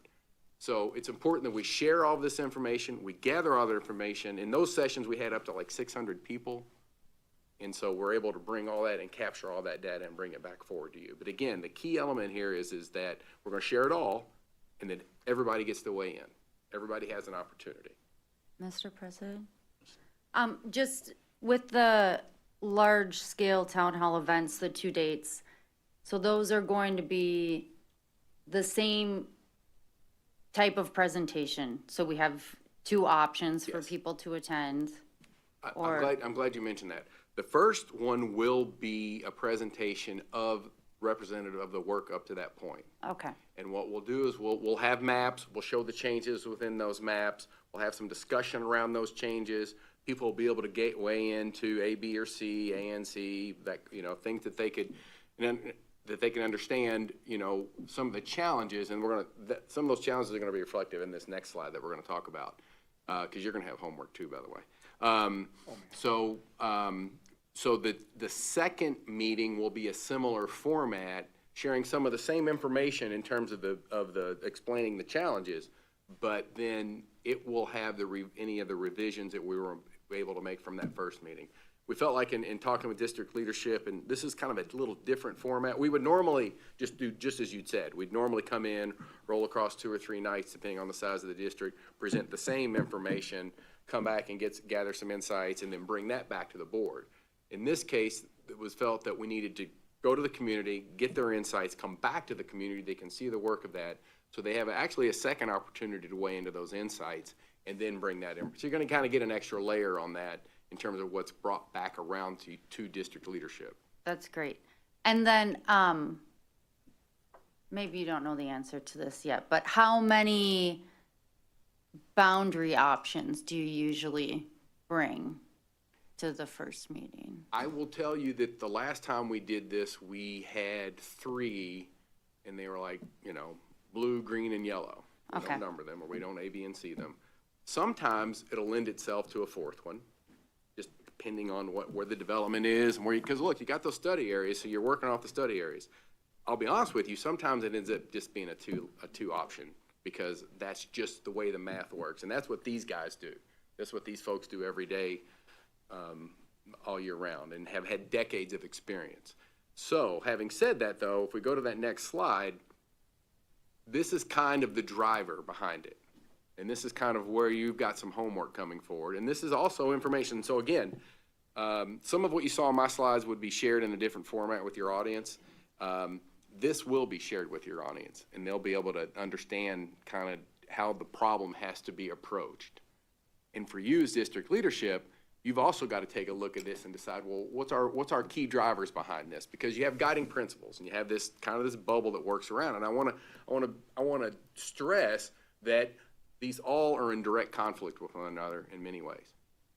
Because in your case, what you have is a capacity and utilization situation. So we've got to take a look at that.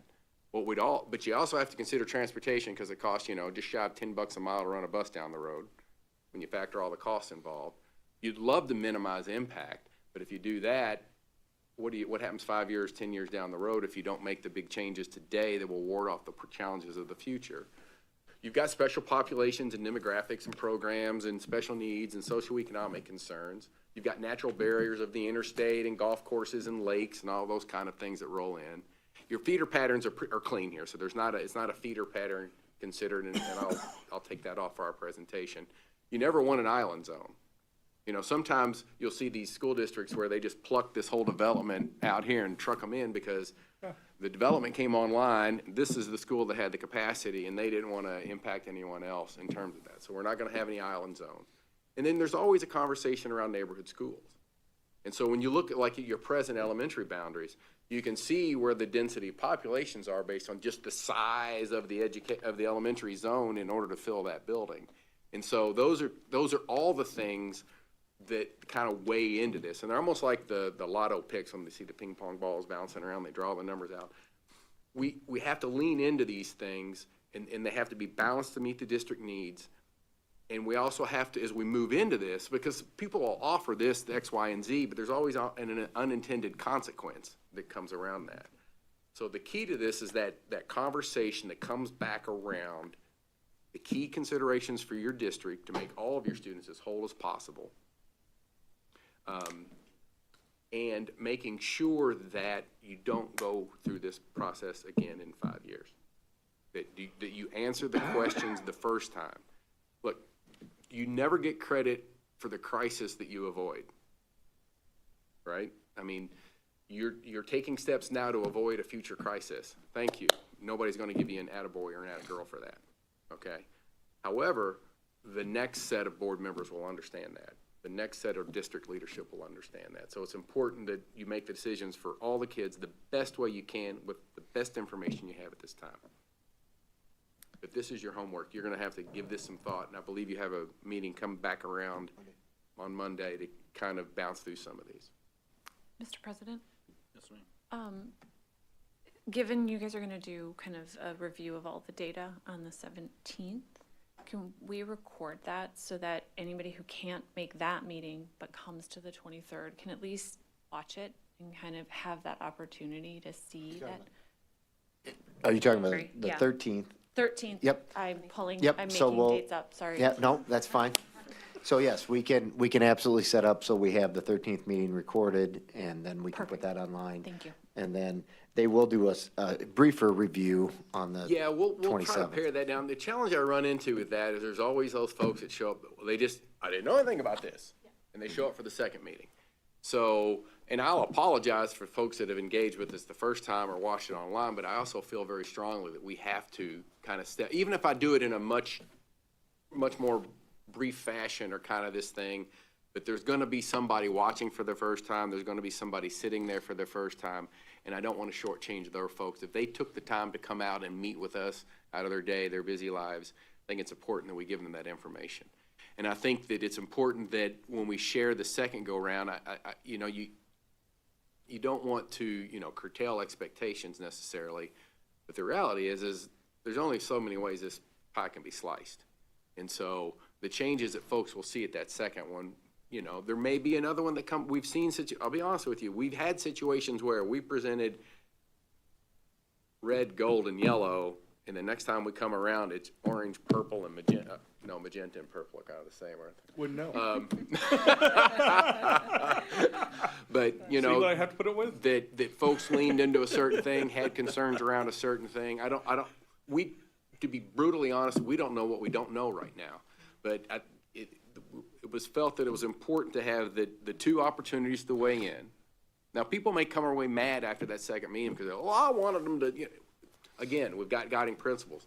We have this overarching need to make sure that we create balance across the district for all students. And so, but there are always areas for change in that.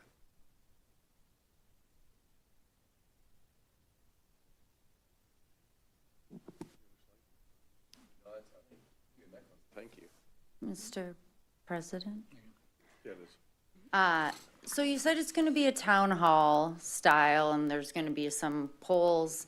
I've heard some people say some of the other meetings that we've held where we've had people work in small groups and give feedback on laptops that they felt they were, though that I personally found all the information that came from that to be very valuable because it was written down and I could read it and digest it. People have felt that it was sort of performative or they didn't have a chance to really have discussion or get questions answered. So can you explain a little bit more how it looks? Is it just polls or are No. people talking There to each are- other? No, there's not, in a general format, no. And we have done it the other way, where we've had hosts that would serve in groups, and we had to have pre-sign-ups to have people work in that discussion. The intentionality behind our community engagement is that we present all the information to everybody, and everybody has an opportunity to weigh in. There are multiple open-ended questions in that, and at the end, there's a complete open-ended where folks can write whatever they want, or they can provide information later to us, and that comes into that incorporated, because we kind of feel like if you have that concern, she has that concern, and then there will be a central theme that will come out of those comments. I'm not necessarily opposed to the small group format and that kind of thing. What I have found is that when we do this and we do it well, that we're able to gather you know, because there's going to be some folks in that room that are kind of quiet, that really are not going to ever speak up or speak out, but they can provide their insights into that.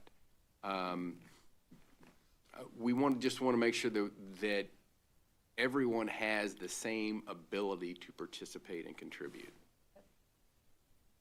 And then as board members, just coming and sitting within the audience and sort of being there, or We will stay after to answer questions. People have questions about just form, process and procedure or any of those kinds of things. You know, while we're there, we're going to be banging the drum of, hey, if you've got a concern or a question, get it in the comments, because if you've got the concern, somebody else has got the concern, we can bring that forward. It can become a theme. What people have difficulty with is that there may be 2 or 3 people in there that are really charged up about an issue. And so what we have found many times is that when you balance that against the needs of the many outweigh the needs of the few. And so it's important that we make sure we gather all of those, all of that information.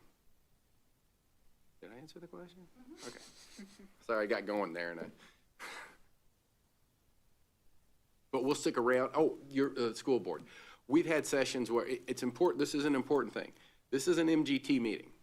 It's not a school board meeting. I mean, if you want it to be, you can, but you got to do that whole thing.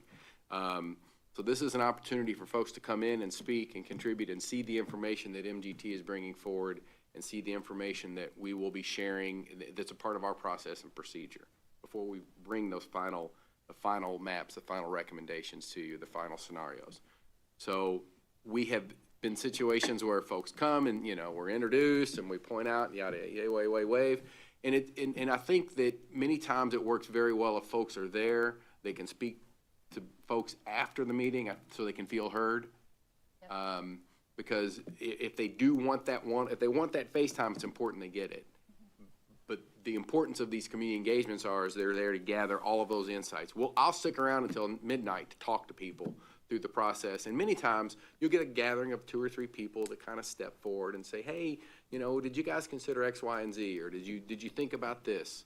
And those are insightful, but I always say, make sure you get it in the survey. Make sure you get it in the open-ended, because it's important for us to quantify and categorize all of that information, sweep it all in. Because there will be some very key themes. Now, some of the themes that will come forward, good, bad, or ugly, they're just not going to be actionable. Keep them all open, build new schools. You know, those kinds of concerns will come into it. But again, we want to bring it all forward in terms of a process. We'll share it all, good, bad, or otherwise.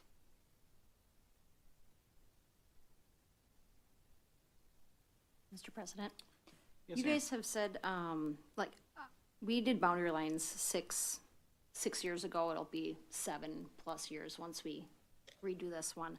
How often are you seeing boundary line changes in your line of work, just so we can talk about that quickly?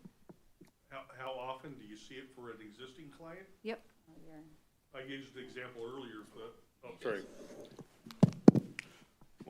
Coach voice, I just yell across the room. I was using the example the other day, earlier when we talked about a client that we've been working with for a number of years. You know, typically we try to do it to where you don't have to rezone again for at least a decade or so. Your projections indicate that it's going to be a fairly static population that that you can be confident that you don't have to do this again. Nick can retire and not have to worry about it. But there can be game changers. Yeah. I mean, if there's a change of building code, if there's Change of building code is a huge this kind of shift. would be a big shift. That happened in Peoria when they Yeah. they introduced the chip manufacturing plant in the north part of Peoria, Arizona, and everybody lost their minds, right? And it changed the whole dynamics of the housing in that area. What happened? Caused the student generations to decrease because all the people who were buying the properties could afford to live near the brand new area. And it typically was the people that weren't having kids. They're the double engineer household that have a trophy child, and that's about it. You're not supposed to say trophy child out loud. I know. I see it all the time. See people say, hey, we have all these kids. They're not going to school with you. It's nice, that part about your district. You actually can see where your outgoing is because your district tracks it. But yeah, that's the takeaway is, if you're not, there's districts that are fast growth districts that we work in, fast growth, still in inner growth, they're having to redistrict every 3-4 years ahead of development and stuff. That's still happening. There are districts that still have to do that. But that's usually in 20% of the districts. 80% of the districts are either static or in decline now. And a significant number, and a significant number of the ones that I work with are doing it in a moment of crisis because they've just waited too long. We use I don't know if you heard, we used the example of Kenosha when Chris said, hey, we finally have to close these schools. Internally, they had already known that they had to close schools. They were just kicking the can down the road. We want to avoid any of that. You don't want to kick the can down the road, because what happens, you start kicking the can down the road, is people internally start getting really mad at whoever's been working, who was in leadership at that point. Guys kept on pushing this down the road, and then it didn't get solved, and now look at where we are. Well, you all are you've been very proactive in this. You understand that there's been a shift in the population, or you've seen that there hasn't been the growth that was thought that might have been in areas. You're already ahead of this. So. I think I have just one more question, but as sort of like crystal ball, but I think, you all do you do projections every day. I think there's still a lot of people in our community, and I just think in our country in general, that are having a hard time grappling with the idea of the declining birth rates, and that it didn't really turn around after the Great Recession, and then COVID had sank, and I look at other countries, like South Korea, where it's like 0.7, just countries I haven't seen places where it starts to turn around. I'm just wondering, if you had to place a bet, or what do you think is going to happen in the coming years with birth rate? I'm not saying what number will we get to, but do you think it's going to turn around in the next 10, 20 years, or do you think this is a new normal for us? This is a generational shift in our population, in the human population. So, one fun fact about me is I grew up in a household where there was a demographer. A great uncle was a demographer. He was from university, from Purdue, Boilermaker, sorry. And I remember this conversation. I didn't understand it. You're 5-6-year-old, and this guy's talking about wolves. He studied wolves, the wolves population in North America, and the correlation of wolves and people and stuff. And I remember the arguments, because you have, it was a very, and we're not like argumentative all the time, but family gatherings became these discussion, bunch of nerds in our family, by the way, nerdy discussions about population statistics, because I'm a little kid trying to understand the fact that, Uncle Durwood's talking about the population not growing anymore, but Time Magazine says that we're about to burst. Because I was the kid, I was the echo, I was the Gen Xer. And so now I'm 7-8 years old, listening to, my great uncle talking about how the population's in decline, though China's he started talking about China's one-child policy, how that's going to affect things. 30, 40, 50, what is it now? How am I now?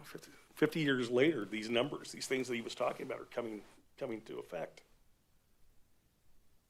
2 generations it took to get us in the spot. It's going to take us a few generations to adjust. It's not an over. So I told you that we have a planners conference we host with school districts. One year we had a person from state of Utah come and put on a presentation. This is 4 years ago now, about declines in births. He's coming at it at state of Utah level. Everybody laughs, us Utah, 1 kid for every house. And he's coming in with the same numbers. talking about, hey, we're not, our replacement value is not there anymore. We used to have like 0.8 and now we're at 0.6 and everybody in that room, they internalize the struggle, like they're gonna come to a solution. And I had to stand up and remind everybody that, like I said today, we're not gonna solve this when it comes to births. It's a multi-generational shift that we have to start accounting for. You have young people that are not getting married as young as they used to. You have young ladies that are professionals, greater percentage of young ladies that are professionals now that are seeking a career path before their MRS degree. What used to be remember my wife used to joke about the MRS degree. Trophy wives and MRS for it, Lauren. That's right, trophy kids. Trophy kids and MRS. They're MRS. But that's one of the things that we need to understand, that what we grew up in and what we're familiar with is not the same as it is now. And we as K-12 administrators and leaders just understand that there's certain things we can control. We can control curriculum and control open enrollment. We control these things that make. I use Austin as a case study. Remind them that provide your market share that wants to attend your schools the best opportunity that they expect. Yeah. Put your effort into your kids that want to attend your schools and are living in your community. You can hope and dream that they're going to have a lot more kids in the area. But plan for the worst, hope for the best. Well, and make the best opportunity you can make for the kids that reside within Bingo. In your boundaries. You can hope that you'll get transfer kids, and you can hope that programs will, and if you've got space for them, because they bring dollars and they'll come in. Yeah. But you build out for the kids that you have, because those families have made a commitment to your community. Yeah. Win the home kids. Well, that was way more answer, I think, than she wanted. She likes that stuff. Mr. President, can I ask a variant on that question? So when we were having the discussion about closing the 2 elementary schools, it's obviously a very permanent decision, right? It's a big deal. And, we talked a lot about it in terms of risk and, financial risk, enrollment risk, these things. Could you talk a little bit about, I guess we could say, call it upside risk? What would have to happen here for enrollment to turn to, you talked a lot about at the macro level just now, but at the micro level, how much risk is there that enrollment is going to go in the opposite direction up? Yeah. It's back to the 3-legged stool. I mean, it's just a function of development. It's a function of housing stock, pure and simple. You're not going to change the trajectory on birth rates is what it is, and that's a plane coming. I mean, there's going to be a spot, but we're not there yet, and it may come back up. But the only way that districts grow is through folks coming in. And your district is emblematic of the challenges I had in my district, and I was part of the problem. I moved in because it was a great place to live. Built this nice house, raised my kids there, K through 12, and I stayed because I liked living there. My kids weren't there, and my house didn't turn over to bring kids. Further, go fast forward, I have since moved, since I've retired, moved to a neighboring city, built out this house, made sure my 4-bedroom house, for those of you that live rural, I expanded my septic to make sure it was 4-bedroom compliant. $18,000, because as superintendent leaving, I want to make sure a family could move into my house. Nope. Lauren Woods, the equivalent of Lauren Woods and his wife bought my house. Knock down a wall, turn it into an office, all that fun stuff. And so thanks for the extra room. Because of the price point, to be honest with you, because you have to have housing stock that is conducive to young families being here and living here.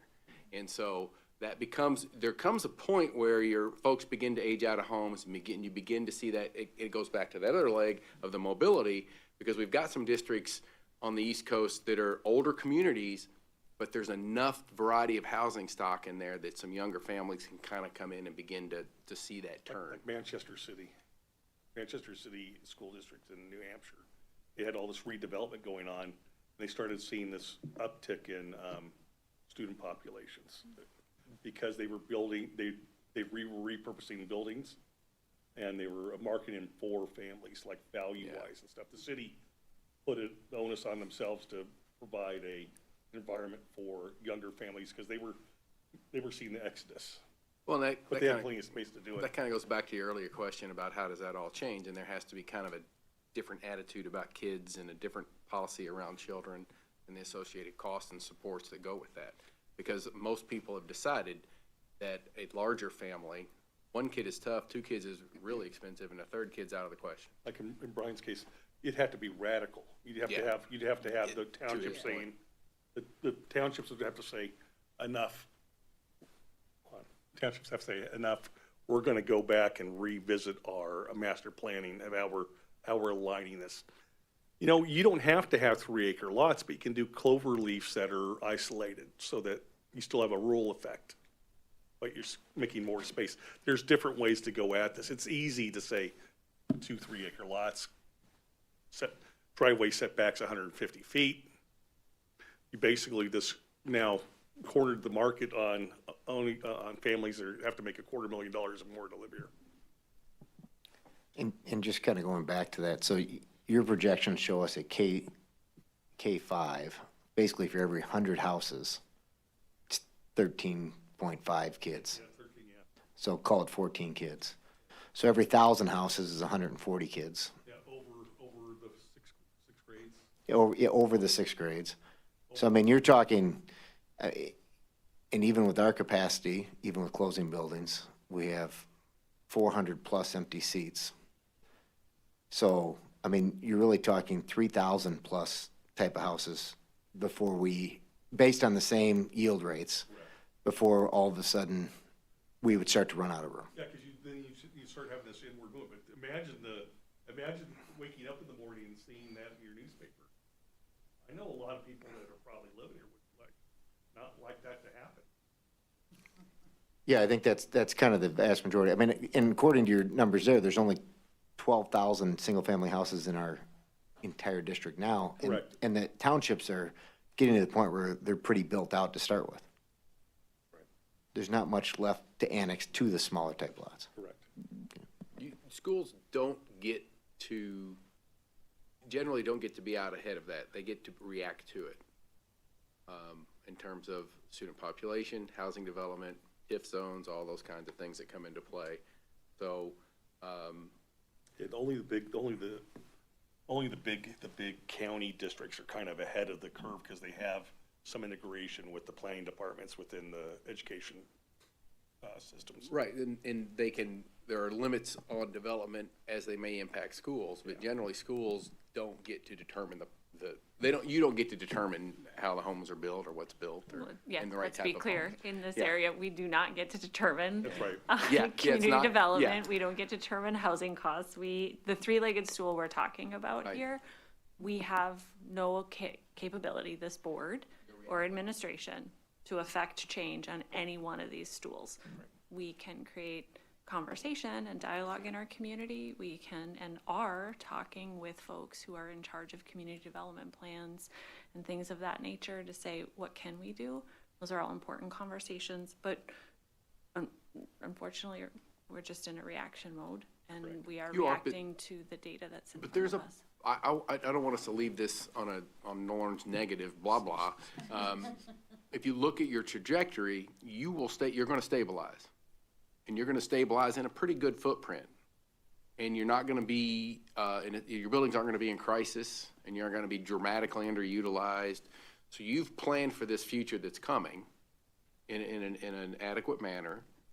And so there are applause for that because you're not in crisis and you're not going to be in crisis. You're just going to reflect the community that you have and the realities of the numbers at that time.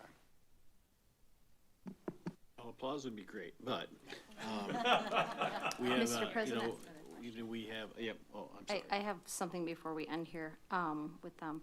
You guys talked a little about your work in Texas and Indiana, California. You did even mention Kenosha. And some people listening might just wonder, kind of like, what are you doing here? So I'm wondering, where can people go in the community to look for your work and feel confident in what you are pitching and proposing here? I mean, where would you send them? Like, would you send them to your website? Are you guys, I've found some great articles that speak very highly of your company, but where would you recommend community members to go and look for your track record? We have case studies on our website, so if you want to go to the website. And could you say what that is? mgt.us. Thank you. And then I just wanted to mention that I really appreciate that. Oh, sorry. That people, you mentioned that people need to be heard, and that the community, you're going to have the community live links and, you know, the whole promoting transparency and all that kind of stuff. I love that. I really appreciate that focus, and I really look forward to that being the case. Thank you. Yeah, my point I was gonna make was just, you know, we have a community that is part of the community is saying, you know, this is very rushed, and we don't have the data or the most up-to-date data.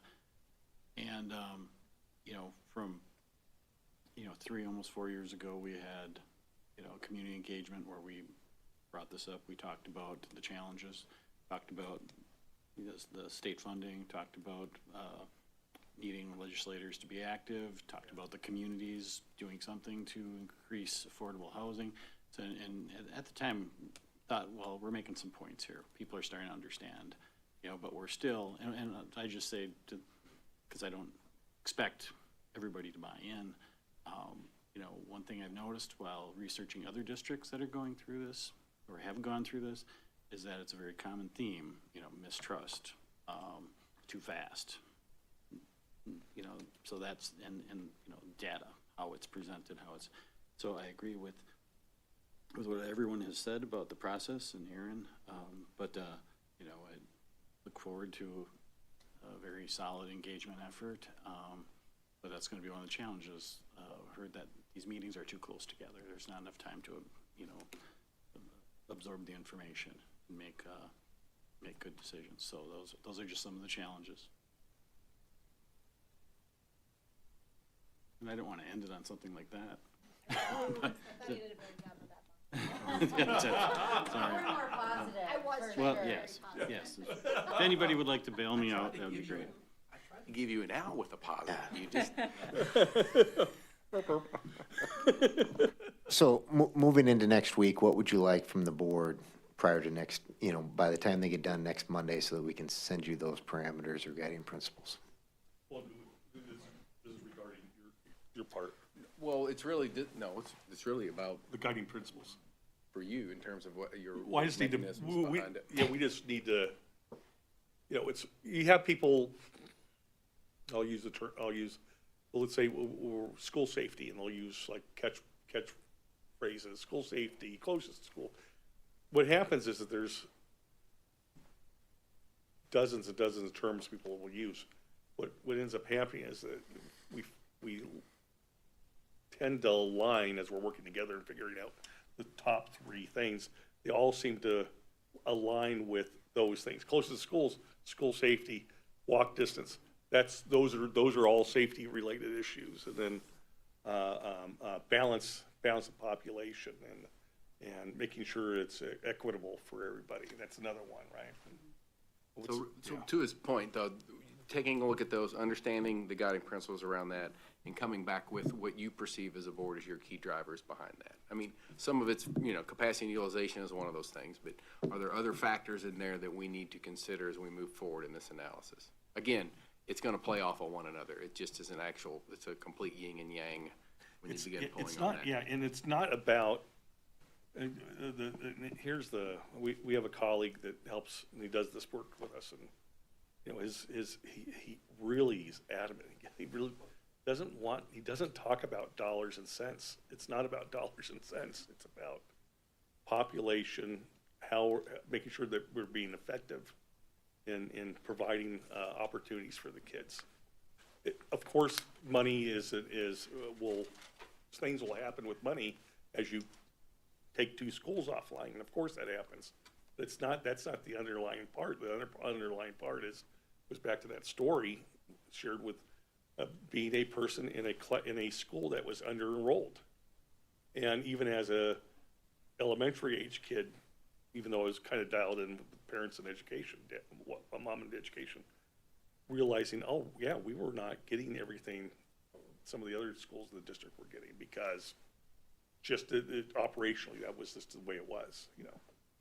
We want to make sure that's not the case. We want to make sure everybody understands, hey, equitable solution, how many kids are here? Well, of course, we'll look at generalized numbers, but then what does it balance out at? What does it look like in this area? Are we making sure that the population represents the district as a whole? These aren't voting districts. We're not looking at build out of an area in the total population. We're looking at the students that are enrolled and living in the district, and making sure that we're aligning with who your students are. Mr. President? Yes, Megan. So this is the homework, nerd student questioning me. Do you have like a worksheet you're gonna give us, or are we just looking at these guiding principles and writing our own lesson?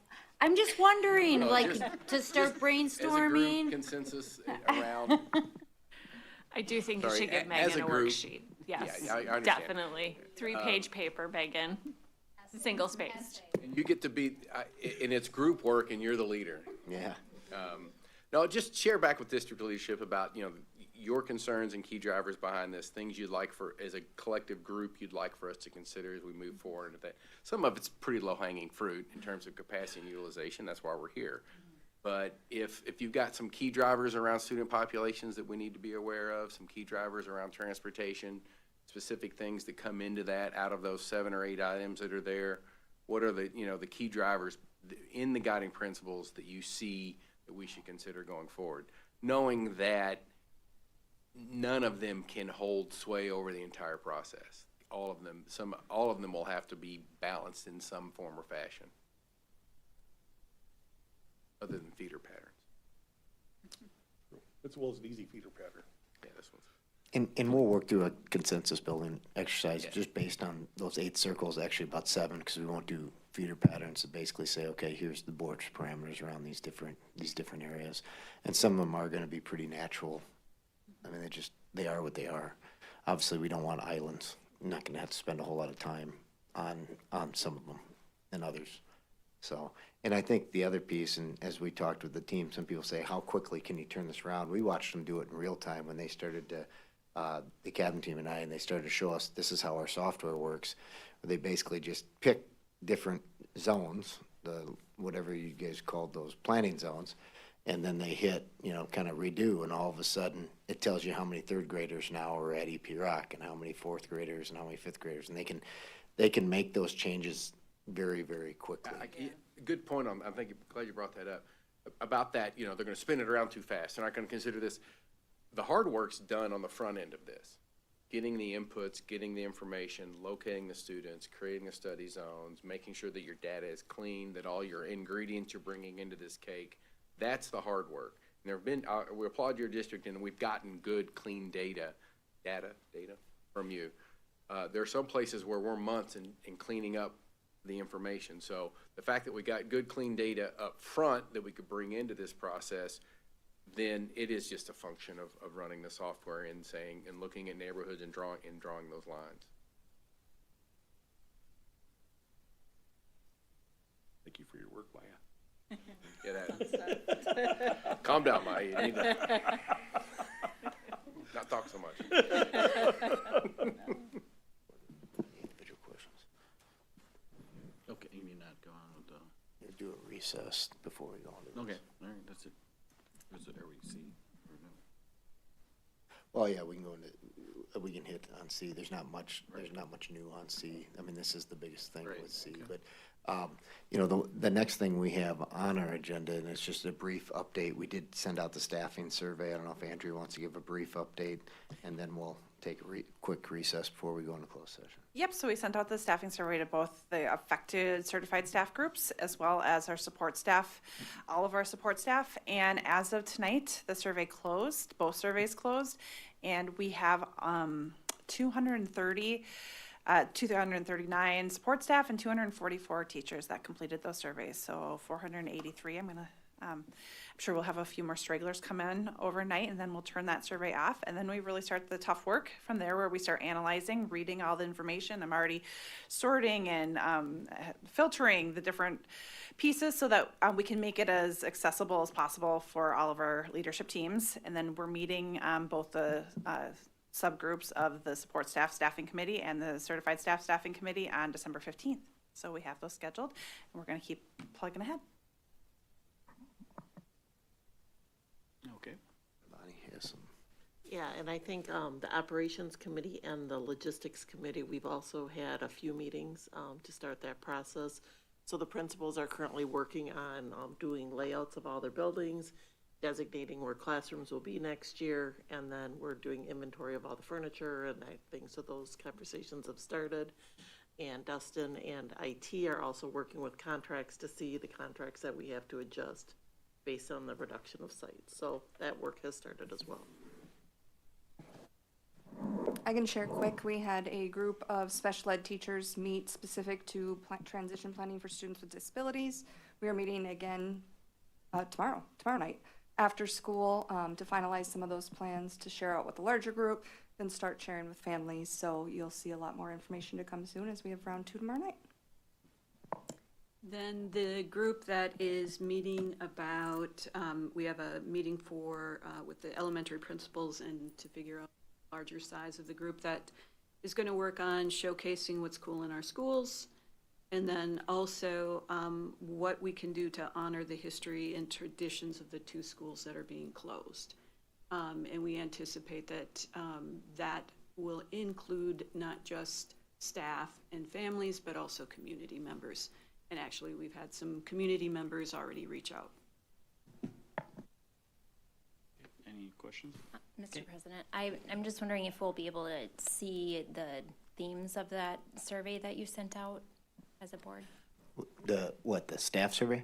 Correct. So the staff survey is related to where do they want to be. So it's not a survey, there's not a theme analysis, it's at least for the staff, and it's, a teacher would say, my preference is to be at this building, teach this grade level with this thing. So it's there's not themes associated with it. Okay, I just thought that there was kind of some open-ended questions, so I thought There perhaps. are. So we could probably come up, because we do analysis of, okay, if with their order of priorities, how many are we able to accommodate? And so at some point in the process, we'll be able to, once we do the final placements, we'll have some of that data, as well as, I'm sure we can do some thematic, taking the personalized aspect away from it.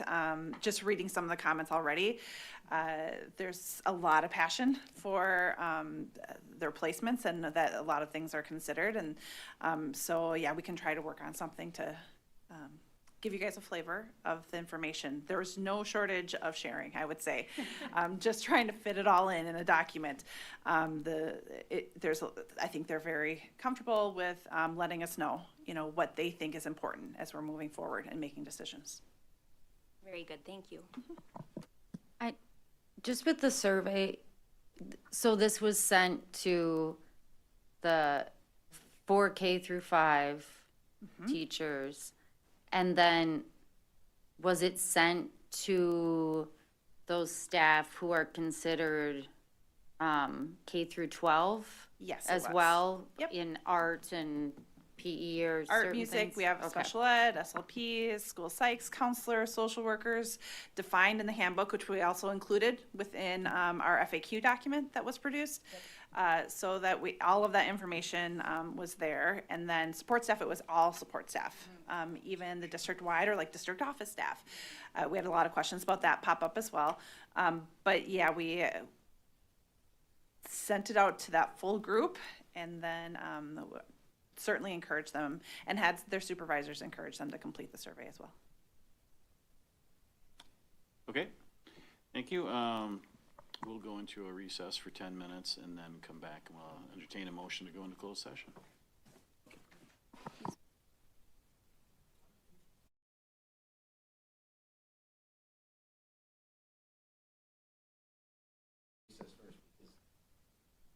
go into closed session. Okay, but the video's gonna run. That's fine. Okay.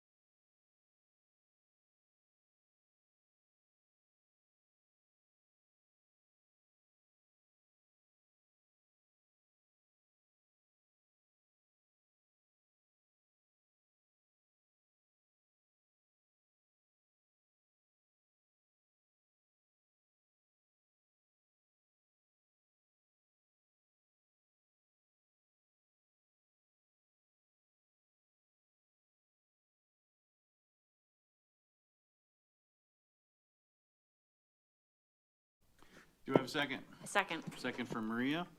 Do a roll call. Dahl, Aye. Garza, Aye. Gerlach, Aye. Powers, Aye. Rozowski, Aye. Rudy, Aye. Bauman, aye. We are now in closed session.